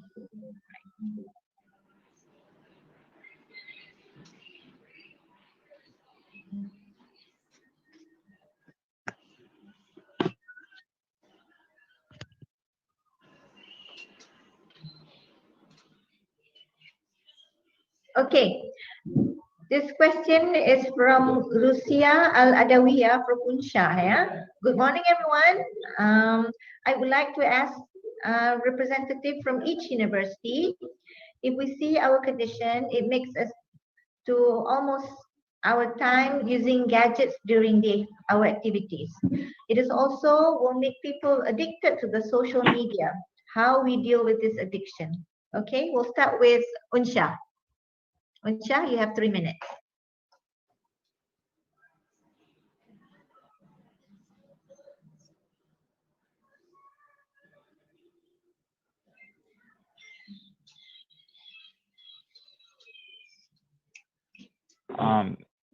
Okay, I will try to answer that question. We all know that dealing with gadgets or social media is crucial on our day-to-day lives, especially in this pandemic. What I suggest you should try and do is use your gadget when you have to, not when you need it or when you want to. Just use it when you have to. And also try to limit yourself and set a goal, like I will use my gadget or I will use this social media this time, and attach commitment to it. The other thing that you can also do is turn off your notifications rather. That will also help. Another thing that you can do is try to attach yourself to reading books and so on. I guess that I have answered your question.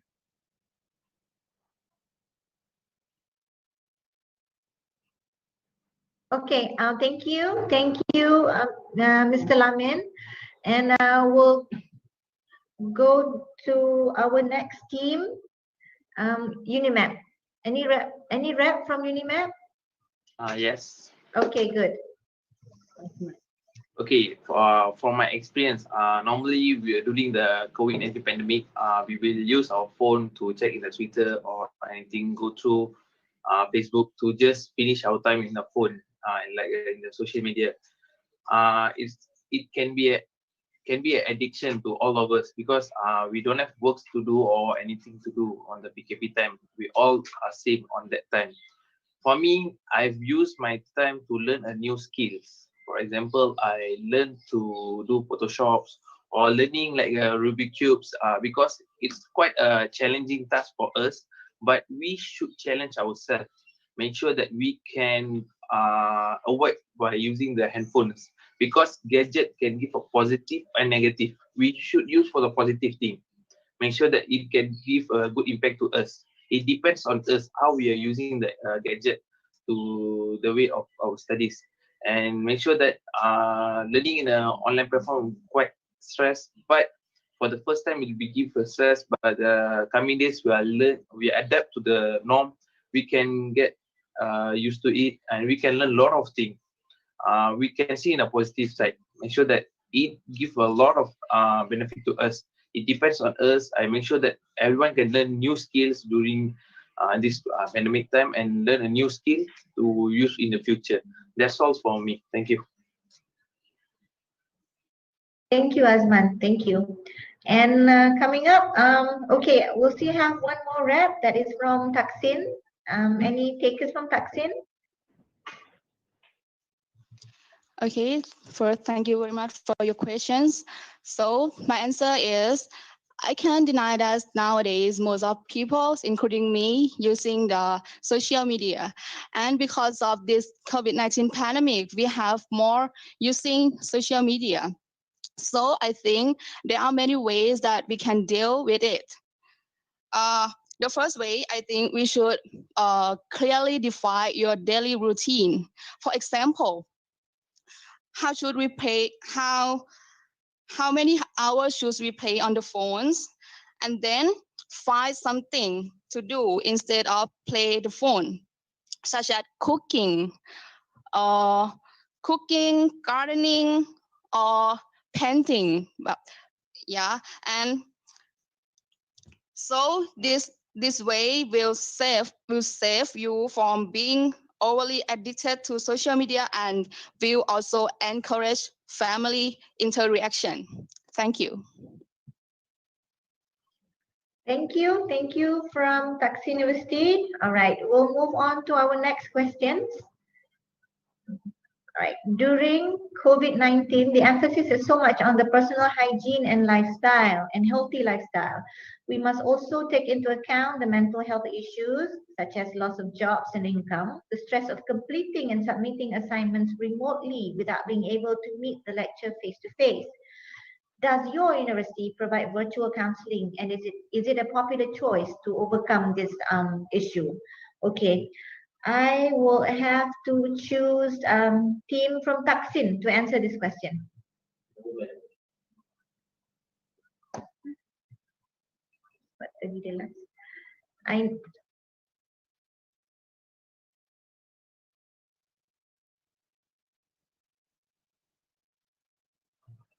Thaksin, and any takers to answer this question?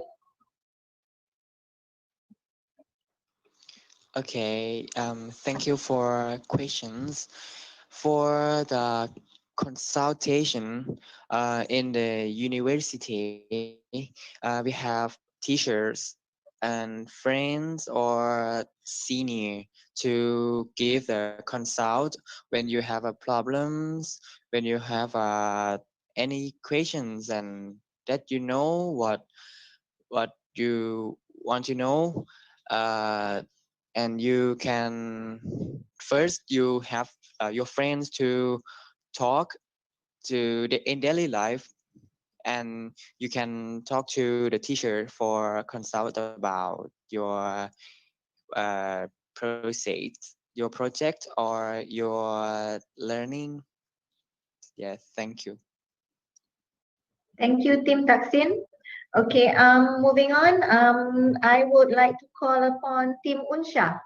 Team UNSYIAH, any takers to answer this question? Okay, thank you very much. I would like to answer these questions. So in our university, we have like yes, virtual counseling, such as like our especially in our faculty of medicine, like there is like majoring in psychology. So in our faculty, they routine make like a virtual meeting about counseling itself. So it can prove that, or it can be an evidence to us, like our university provide virtual counseling itself to prevent like this case, like a loss of job and so on. Maybe that's all from me. Thank you. Thank you, Team UNSYIAH. Thank you, Mr. Muhandis, right? Okay, over to UniMAP. Any takers to answer this question?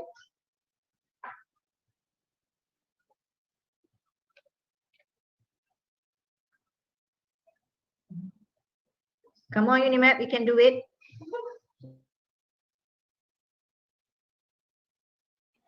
Actually, can repeat the question again? Because I can't see the slide. Oh, you can. Okay. Okay. During the COVID-19, we emphasize so much on the personal hygiene and healthy lifestyle, but we forget about mental health issues where a lot of people lose their jobs and income. So in the issue of being a student, the stress of completing and submitting your assignment remotely without being able to meet face-to-face with your lecturer. So does your university provide virtual counseling, and is it a popular choice from students? Okay, thank you for the question.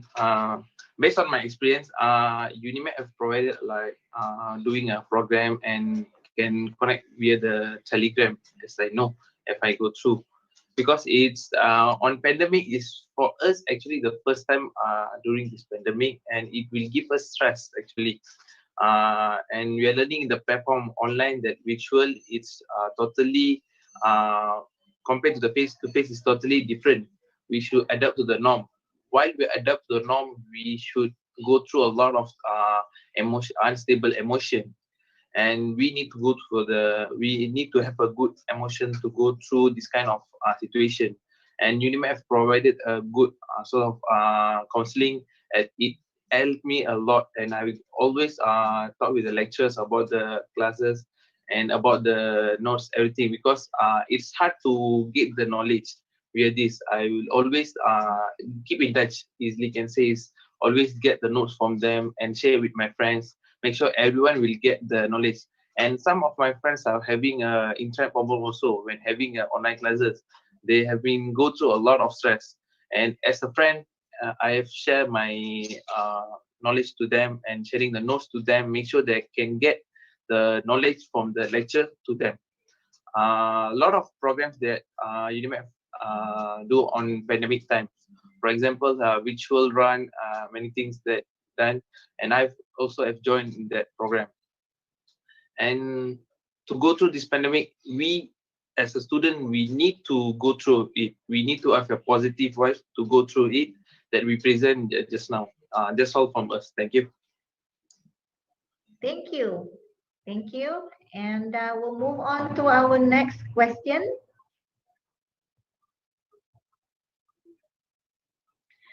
All right, this question comes from Thaksin University, from Natanon Chuen Suksan.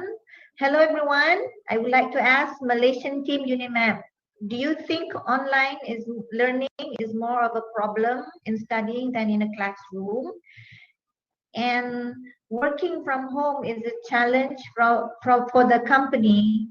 Will people in the sector maintain the standard of working as they do in the office? Okay, UniMAP, you again. Come on. Okay, Ms. Logeswari. Okay, over to you. Okay, thank you for the question. I would like to answer the question. Yes,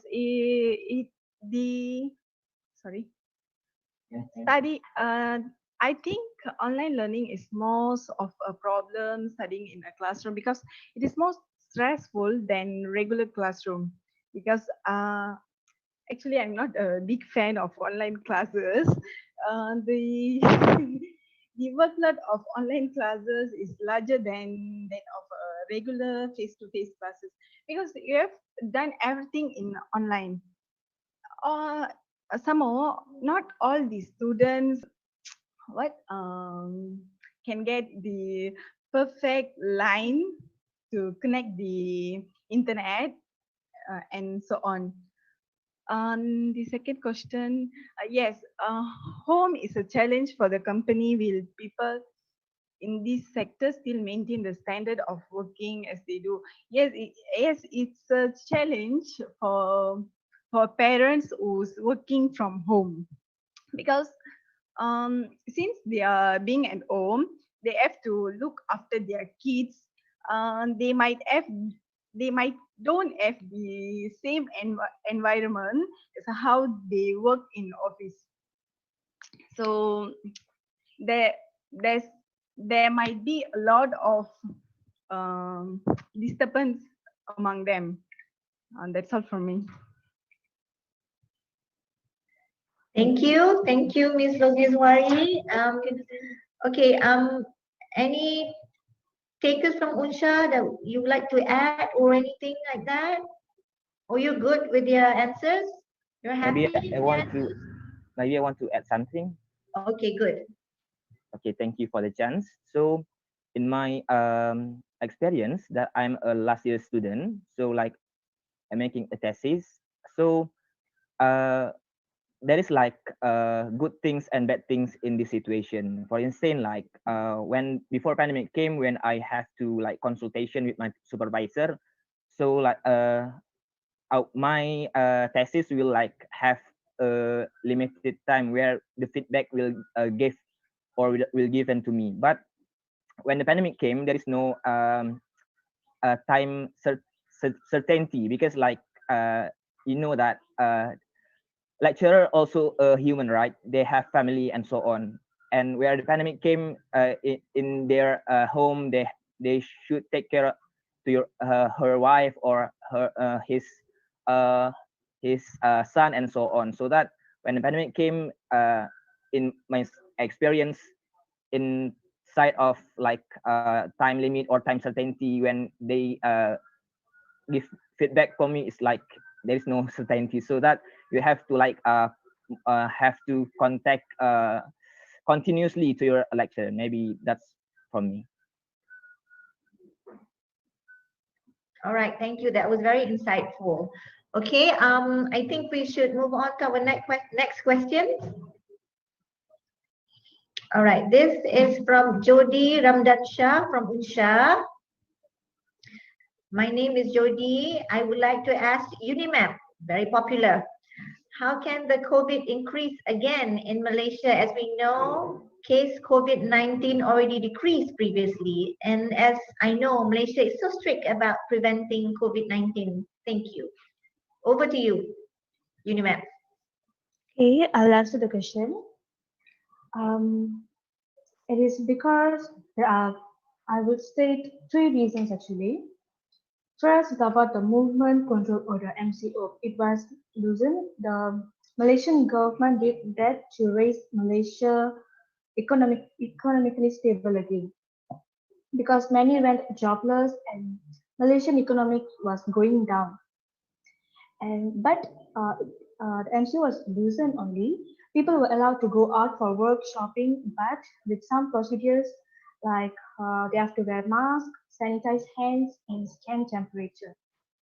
And when the cases were decreasing, Malaysians actually thought that its conquer is over. And we were also used to this situation already. So the careless is one of the reasons. And now the latest news, 2 new clusters which were detected in Sabah, namely Kampung Sakung, which has 8 cases, and Buang Sayang, which has 3 cases. Okay, so some from Malaysia also went to Sabah to vote on election and returned this month. It started to spread because of them. Okay, so can PSU and Indonesia tell us about your country's situation, whether it has decreased or increased right now? Thank you.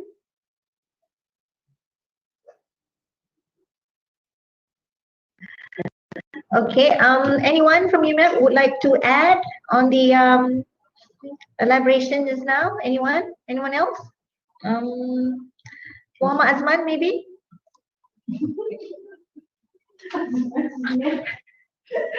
Okay. My name is Syiah there. May I add on something? Okay, regarding the cases increase, we can say that it depends on how we are living in our new lifestyle. We should follow the SOP.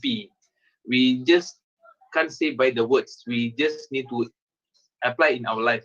Make sure that it can, the cases increase in Sabah, we just know that the cluster increase and that place, it happens because of some people that can follow the SOP.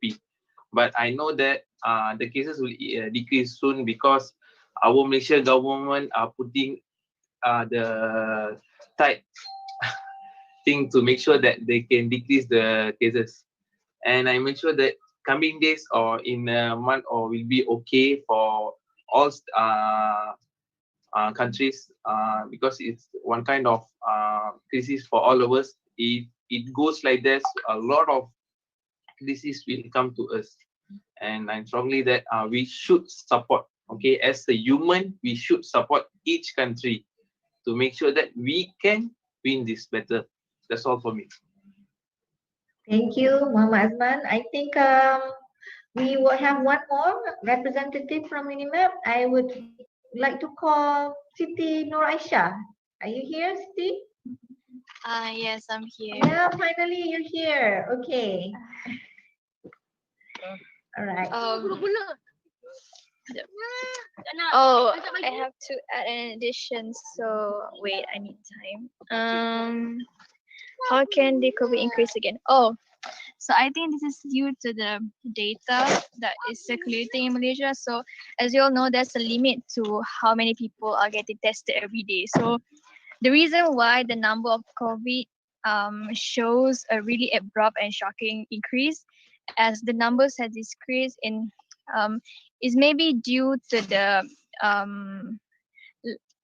data that was circulated weeks back. So just because it increases today doesn't mean that today shows that the situation is worsening itself. So sometimes it only reflects what happened in the past, but of course we have to be vigilant and we have to be aware of our standard operating procedure and always be careful of your hygiene.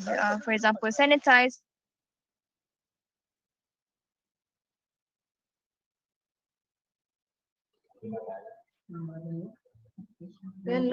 We lost you, Aisha.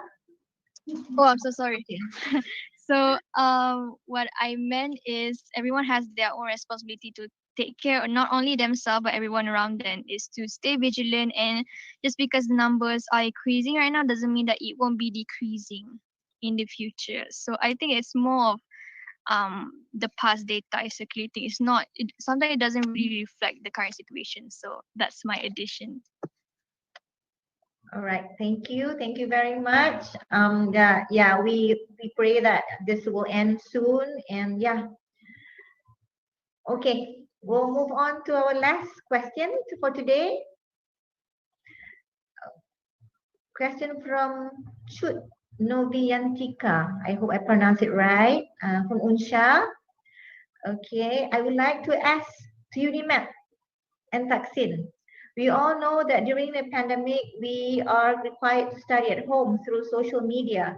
So many Indonesian students come from underprivileged families who cannot afford to buy smartphones for their children learning needs. So my question is whether Malaysia and Thailand also have this kind of problem. How is the government dealing with this kind of situation? Thank you.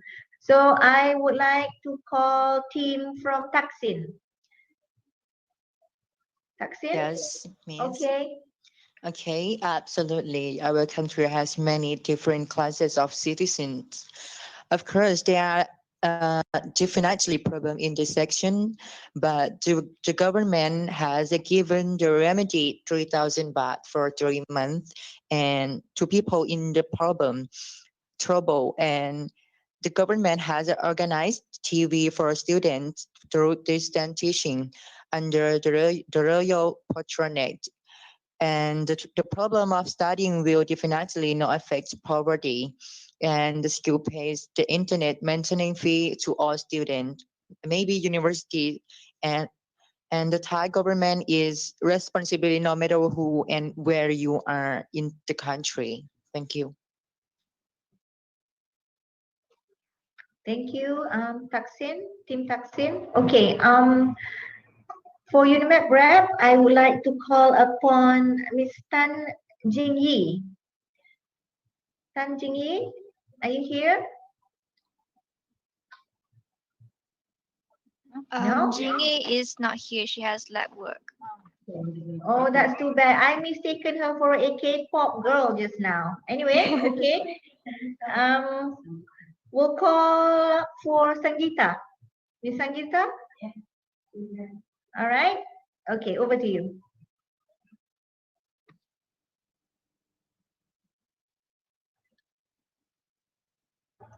Your microphone is not switched on.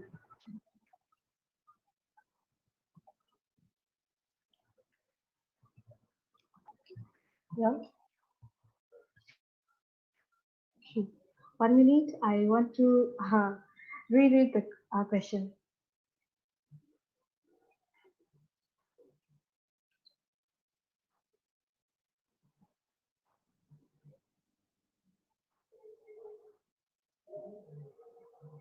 Okay. Okay. Actually, the government has instructed to close all the universities, including universities, schools, and even kindergartens. Okay. And after the cases were decreasing, then the government has instructed back to open the universities, open the institutions, and can have face-to-face classes. Um, yes, it can instructed to have face-to-face classes actually. So, in my opinion, it did not affect any Malaysian because the schools were closed. Okay, and yes, um, that's all for me. Okay, any of my team presenter can add on more. Okay, never mind. I will help bring it off for this. Actually, regarding the question, Malaysian government have give us around 1 day 1 GB actually for the all telcos in the nations to use for our study purpose or any working purpose. Actually, it's really useful for me actually. By we can on that time we unable to pay the bills for the phones. We are short of monies, as we know. And yeah, I will say that this kind of scheme or anything in each country need to be applied for the student, especially because online platform need a good uh, line to make sure that we can learn. Without a good line, we can't learn. And some of my friends have go through that line problem. They have been unstable emotion on that time. As a friend, we should also help them. We can't be selfish on that time. We should help them to make sure that they also can learn on this pandemic and they can score during the exam because sharing is caring for us. Okay, and yeah, I will say that this kind of situations teaches a lot of things to overcome, and it will be useful in future if it happens like this kind of pandemic.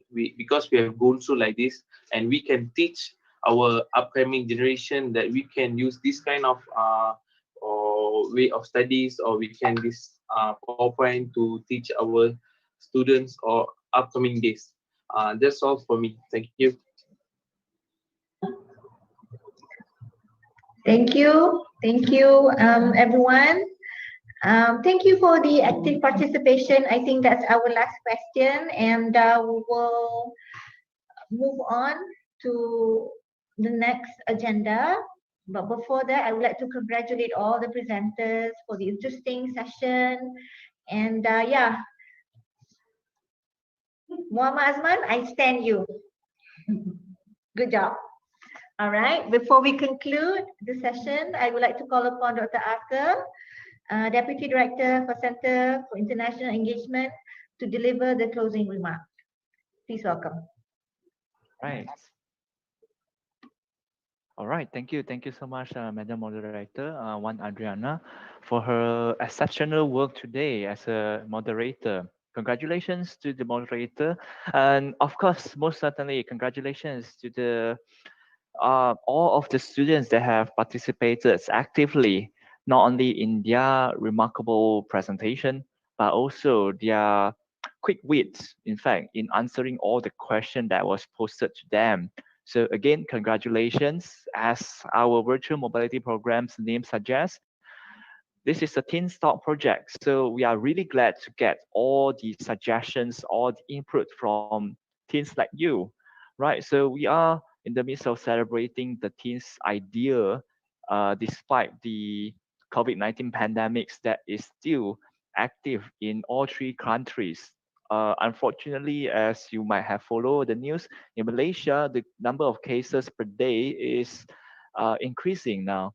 So certainly, it's good. I heard that over there in Thailand, the number of cases is a single digit, sometimes even no cases, right? So yeah, very, very good. And over there, our friends in our neighbor in Indonesia, as I seen in your presentations, like just now, it's almost 3,000 per case, right? So, and it's increasing. I think you have 250,000 cases cumulatively until now. So our friends over there in Indonesia, please take a good care. And the same goes to our friends in Malaysia as well and Thailand. I think we heard some good news, right? The Thailand is reopening their border very soon. I hope that would translate into the possible physical mobility to be done in our strategic partners over there in Thaksin University. On the other hand, I think we received some saddening news that our colleagues over there in UNSYIAH, two of the colleagues are actually infected and positive COVID-19. The whole international office was closed for almost 2 weeks now. So yeah, our colleagues, Budesi, Ibu Ria, please take good care of yourself, and let's hope the worst will pass very soon. On that sad remarks, perhaps we can move on to happier tone, right? So again, we are so happy to receive the inputs on the health related matters, especially after COVID-19. I personally experienced some decline in health, but not in a bad way.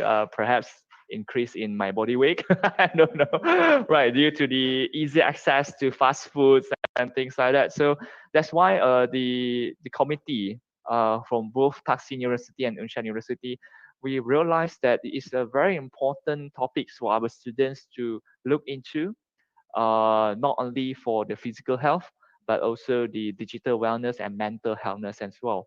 And I guess it would be fair for me to say that our objective today are actually rather achieved. I think achieved quite well achieved. So again, congratulations to all the students, and of course, all of the members of the staff and the secretary from Thaksin University, UNSYIAH University, as well as UniMAP. I'm sure that you guys have assisted the students a lot in preparing their presentation. So without further ado, I would like to pass the mic to our friend over there, which is perhaps the next host for our series number 5. I would like to pass the mic to Ibu Dini, right? Ibu Dini, if you would like to share some thoughts, would like to make some remarks for the events, right? Right, the floor is yours, Ibu Dini.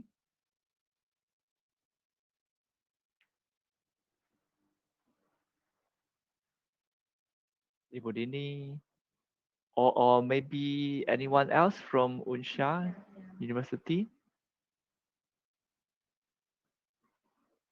Okay, perhaps they are not ready yet. They are still recovering. Well, we understand. They are still recovering. So perhaps we can pass the mic to Dr. Tawisa from Thaksin University. Yes, doctor. Thank you, Dr. Arthur. And good morning to all audience participants and audience, and also organizer of Teen Talk programs in all 3 related university.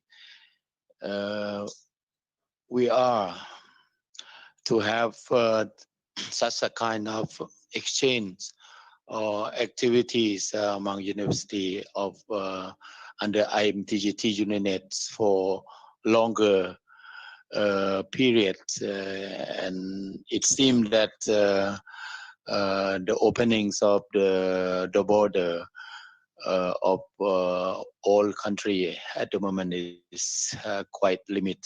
Even we heard that Thailand we are planning the openings of our border to receive foreign visitors or tourists. But such a kind of openings will be implemented in limited conditions, meaning that it doesn't mean that all people coming from outside, from foreign country, can come into the country without any measurements for health control in this the period. And we don't have we have small good news lately for positive or for positive atmosphere that we are going to get off the pandemic situation at the moment. Even we heard that the Chinese are successful to produce vaccine for curing the disease, but we should wait and think for a certain moment. So that is the point that I think a number of exchange program or collaboration program among University of IMTGT UNINET should have been done in digital basis or online basis for a longer period, maybe 1 year or I don't know. So I would like to invite all partners from the whole IMTGT UNINET University to initiate or to innovate newly kind of activity in promoting learnings and improvement of our students in all aspects. And hopefully that we are going to have something discussed in the meeting of working team for the future, for the coming weeks. So thank you very much, and we are waiting for the fifth and the sixth session of Teen Talk projects in the coming months. Thank you. Thank you so much, Dr. Tawisa. Indeed, we are looking forward for the upcoming series 5 and 6 as well. I believe series 5 will be hosted by UNSYIAH, yes? So while the last but not least, the series number 6 will be hosted by Thaksin University. So since we are a little bit ahead of our time, I would like to call upon some of the students, especially the participants. Perhaps it would be good that we can listen to the students as in, is there any suggestion you would like to give us so that we can improve in our next series? And perhaps you can just share your personal experience in joining this program. What's the good, the bad, and the ugly, if you would like to. But don't worry, perhaps I will open to the floor. Again, I will call upon the UniMAP student then, because you got from the host university, right? So anyone would like to, from UniMAP would like to share the thoughts, your personal thoughts or experience in joining this program? We have 4 from UniMAP, right? So perhaps Asman, you want to say first? Yeah, you're smiling. I think you are very happy. Okay. Okay, thank you to Professor. Actually, regarding this program, it's one kind of program that it's like an online platform that we should learn the negative and positive side. And before going to the program, we should prepare each point and what time we should say. And I've created a lot of notes beside me to make sure that I can answer any question at any time by calling my name. It gives us able to do a multitask work. On one time, we can do 2-3 works on one time. And for me, this program should be come for in the future also, that a lot of people can learn how to study in online learning and how to be taught in brave. We taught in a face-to-face to our lecturer, but in online we should do the same.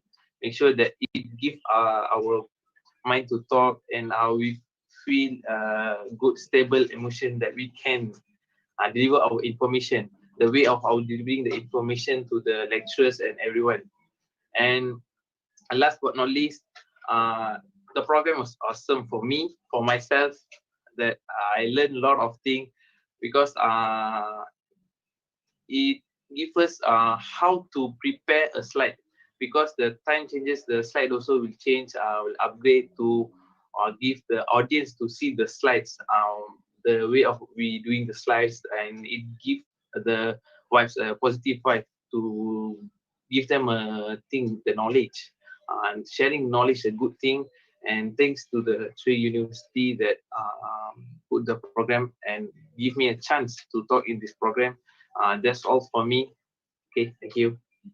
All right, thank you so much, Asman. For your information as well, Asman is from engineering entrepreneurship and he's in his first year this year, right? So yeah, very impressive presentation, to be honest. And perhaps I will call one more from UniMAP. Let's see. Sangeeta. Sangeeta, are you there? Sangeeta. Sangeeta. All right, I guess she's not around. Then the next person then, Logeshwari Krishnan. Logesh? Yes, you're there. Right. So what do you think that do you learn something? Because when we look into the presentation, right, from all three universities, right, I'm so happy to see they are actually quite different. Perhaps it is because of their cultural background, their nationality, and most importantly, they think it differently, right? So what do you think? Do you think that this program has managed to improve your understanding towards the theme that we have seen, we have set so far, Logesh? Yes. First of all, it is an amazing program. Thank you for UniMAP lecturers, Dr. Atta, Dr. Madam Juliana, and Tengku Salha for give me the opportunity to join in virtual mobility program. I've seen the different countries have different kind of part of the case. First of all, the cases. Indonesia, sorry for mentioning the country name, but I should talk about that.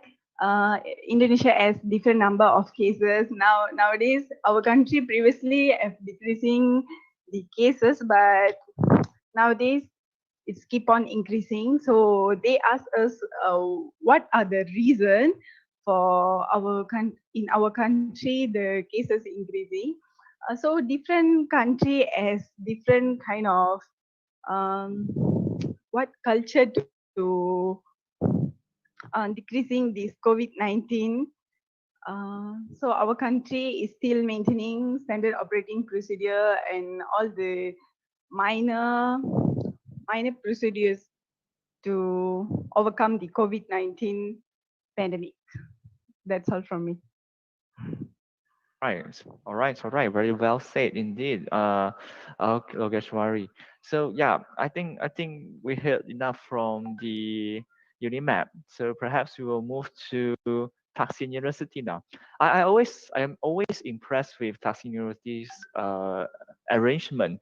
Every time when they present, they were always in their full uniforms with Dr. Tawisa sitting in the middle. I hope the students are not stressed. I don't know why. But yeah, I'm always impressed with their preparation. They are well organized, and not to say UNSYIAH and UniMAP are not well organized, but they take it very seriously. The appearance, the outfits. I'm very sure Dr. Tawisa, Miss Chana Tips, everyone has spent a lot of time grooming their students for the program. But let's hear from the students. What do you think? Do you think this program is good for you? And how does it help you then? Do you want to call him, or I saw someone who wants to answer already? Let me guess. Miss Tichaya, is it you? Syiah. Yes, Mr. Syiah. Yes. Yes. So what do you think? I think this program is good for me. And first of all, I would like to thank you for this program that made me to improve. Firstly, my skill of English, and I can work with my senior. And this is the chance for me to share about the story about the COVID-19 pandemic that we are approach in nowadays. And I think that even though we cannot pass it all completely, but I think that we will fight it together as well. Thank you. All right, thank you so much, Mr. Syiah. Perhaps we can listen to one more. Maybe I can call upon Mr. Saiban Sama'ai. Did I pronounce your name correctly? I'll just yes. Yes, terima kasih. Nama saya Saiban Samae. Very good, very good. Ya, saya boleh cakap bahasa Malay. Sangat baik sekali. Yeah. For me, I think that is can improve me a lot of English skill and know a lot of information about the government countries in about the COVID-19 summer period and know about from different country. Yeah. And I think that is make me like know about this real of working. Yeah. Thank you. All right, all right. I'm sure that you have learned something from the presentation from UniMAP and UNSYIAH as well. Yes, just to say it out, when our designer are designing the poster, when they are looking at, I'm so sorry to say this, but yeah, just for fun. I hope you don't mind. When our designer is designing the poster to include all of the participants, right?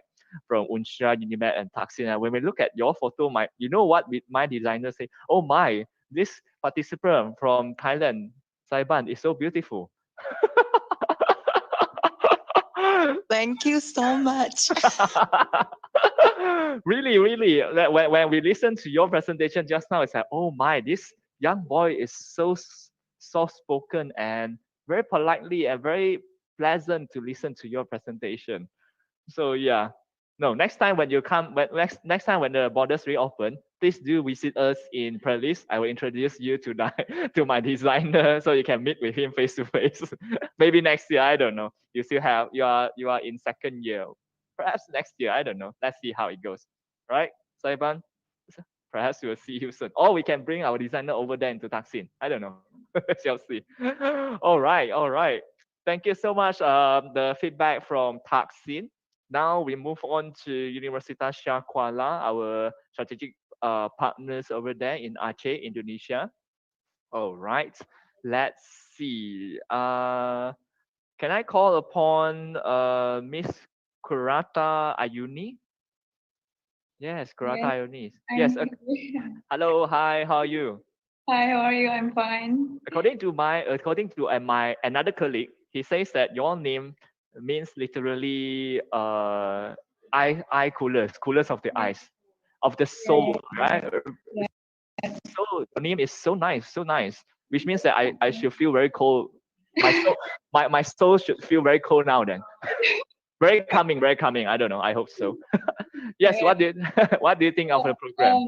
Yeah. I was so glad to be involved in this outstanding program. You know, IMPGT is so amazing, and even though we didn't meet in person and just sit down in our own laptop in our home maybe, but I was so glad to can meet people from Thaksin University and then from UniMAP, and I was joining the series 1 and series 2 as an audience, and I was so glad to be here as a participant and can sharing with you others.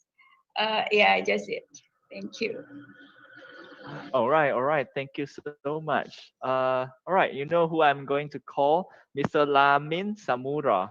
I mean, you are from Gambia, right? Yeah. Right. So you know I'm going to call you because you are special. Right. So yeah, I mean, how does this COVID-19 affects you as a foreigners then? Because even it hits everyone for sure, right?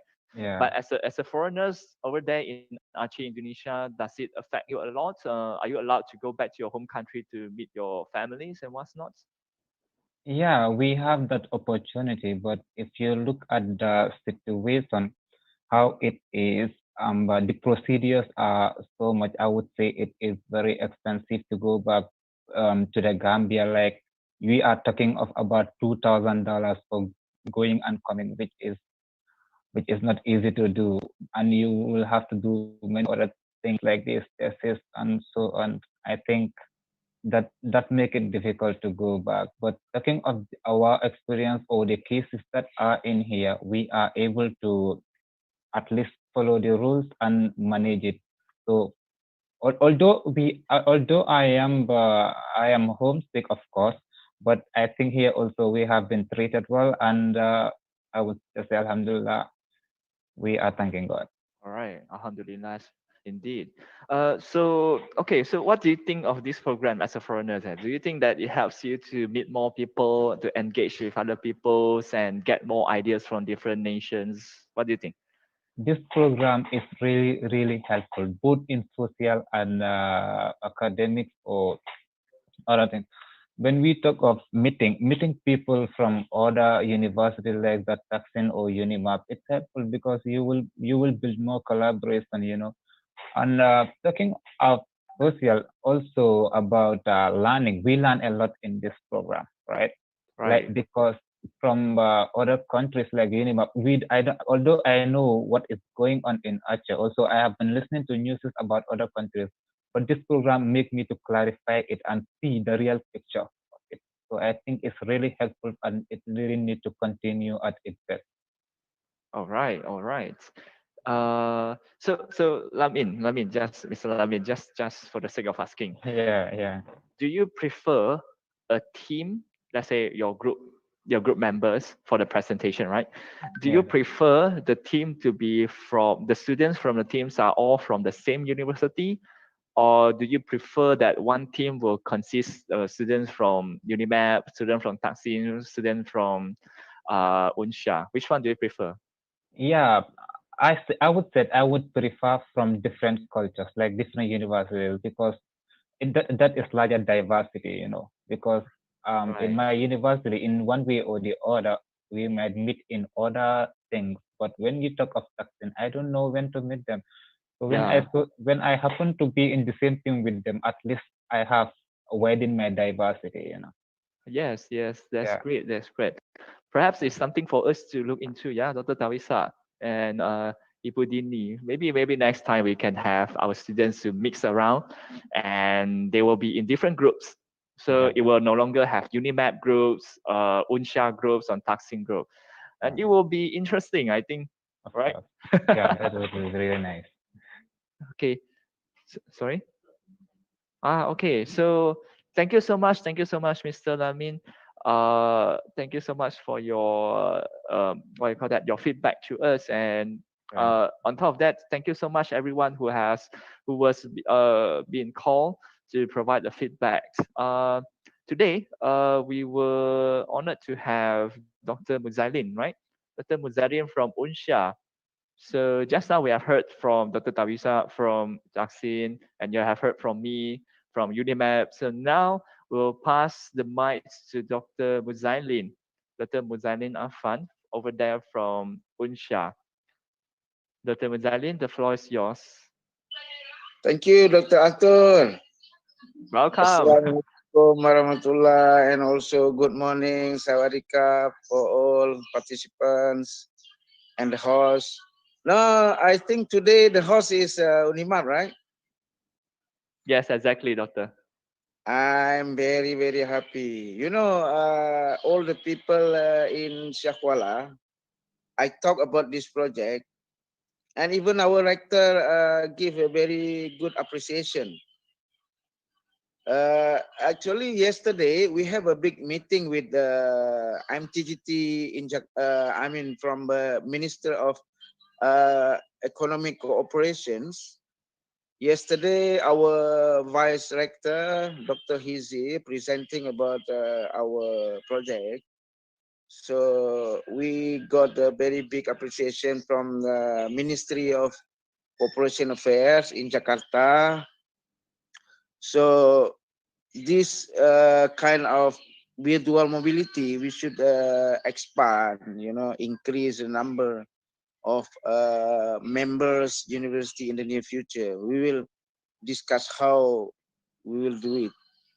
And also, I think Dr. Tawesa also very happy to hear this one of his idea now going very smoothly. And also thanks to UniMAP, Dr. Tunku, and Prof. Rizwan, who is your Deputy Vice Chancellor of the UniMAP. Prof. Professor.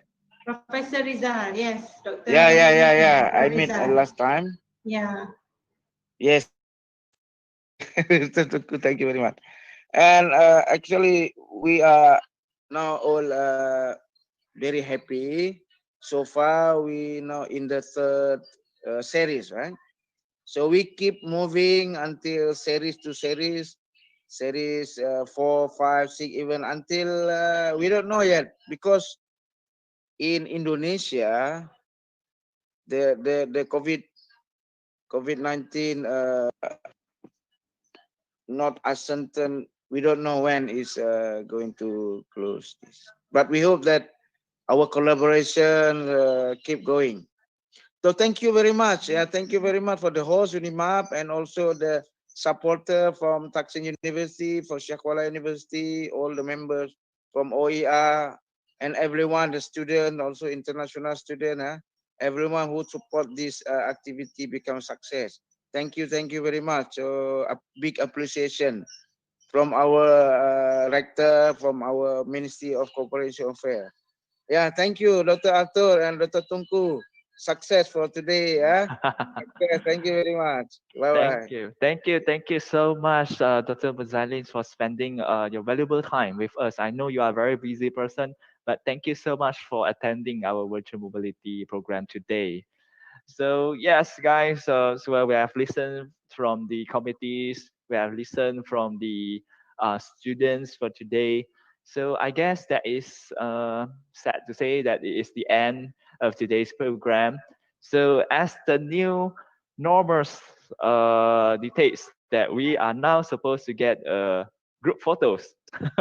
So can I urge for everyone to switch on your webcams, your videos, and what's not. So we shall take photo using the new normal ways. All right, I can see over there in Thaksin, everyone is trying to sit together. Very good. All right. All right. No social distancing, but it's okay. But it's okay because over there in Thailand, everything is okay, so no problem. Right, so I'm on the first page. What we are going to do, we are going to take photos page by page. Today, we are honored to have 4 pages. We have around 90 participants with us until now. So the first page we have over there, Thaksin University, all 5 of them with Dr. Tawisa in the middle, no stress, right? And me, of course, Dr. Tengku Saha, Miss Chanatip, and someone behind Miss Chanatip, right? She's there, right? She is, everyone can see her over there, right? Not me, not only me, right? Right. Yeah, she was in between the desktop. Yeah. Right. So, okay. And over here we have Miss Juliana and then Asman, our friend over there in UNSYIAH, Mr. Lamin, and our soul cooler, perhaps, Kurata, Ayuni, Monita. All right. Over there we have UNSYIAH, Muhammad. Sorry, I can't see your full name. But I'm guessing it's Muhammad Alhaf, sorry. Alhaf. And then for UNSYIAH, we have Mohandis Habib Rahim. Yes. All right. And then we have UniMAP, Logesh, Sangeeta, and TSU Suwaida Saleh. All right. Dr. Muzalin. All right. Okay, Mr. Ong Geng Heng, right, from UniMAPs, and Miss Marik from UNSYIAH. Okay, you are those who are called name. You are on the first page. So by the count of 3, please show your biggest smile, right? COVID-19 smile, right? So 1, ready. All right, 1, 2, 3. All right. Oh, sorry. Wait. We'll take one more. I'm so sorry. Please rest your smile first. Please rest first. Let's see. Okay. Sorry, there are some technical issue. Okay. All right. Okay. Again. All right. We'll count down. 5, 4, 3, 2, 1. Big smile. All right, we got our first page. Let's move on to the second page. Second page we have from UNSYIAH, Guy Shta, from UniMAP, Abdul, I can't remember, Abdul Musif, is it? All right, UniMAP, Tiong. All right, the rest, perhaps their video, perhaps their camera is gone, so I can't see them, but it's okay. All right, so like 5, 4, 3, 2, 1, go. All right, second page done. Third page. Okay, still no video, but it's okay. Right, 5, 4, 3, 2, 1. All right, and last but not least, page number 4, 5, 4, 3, 2, 1. All right, guys, we have done taking the new normal photos.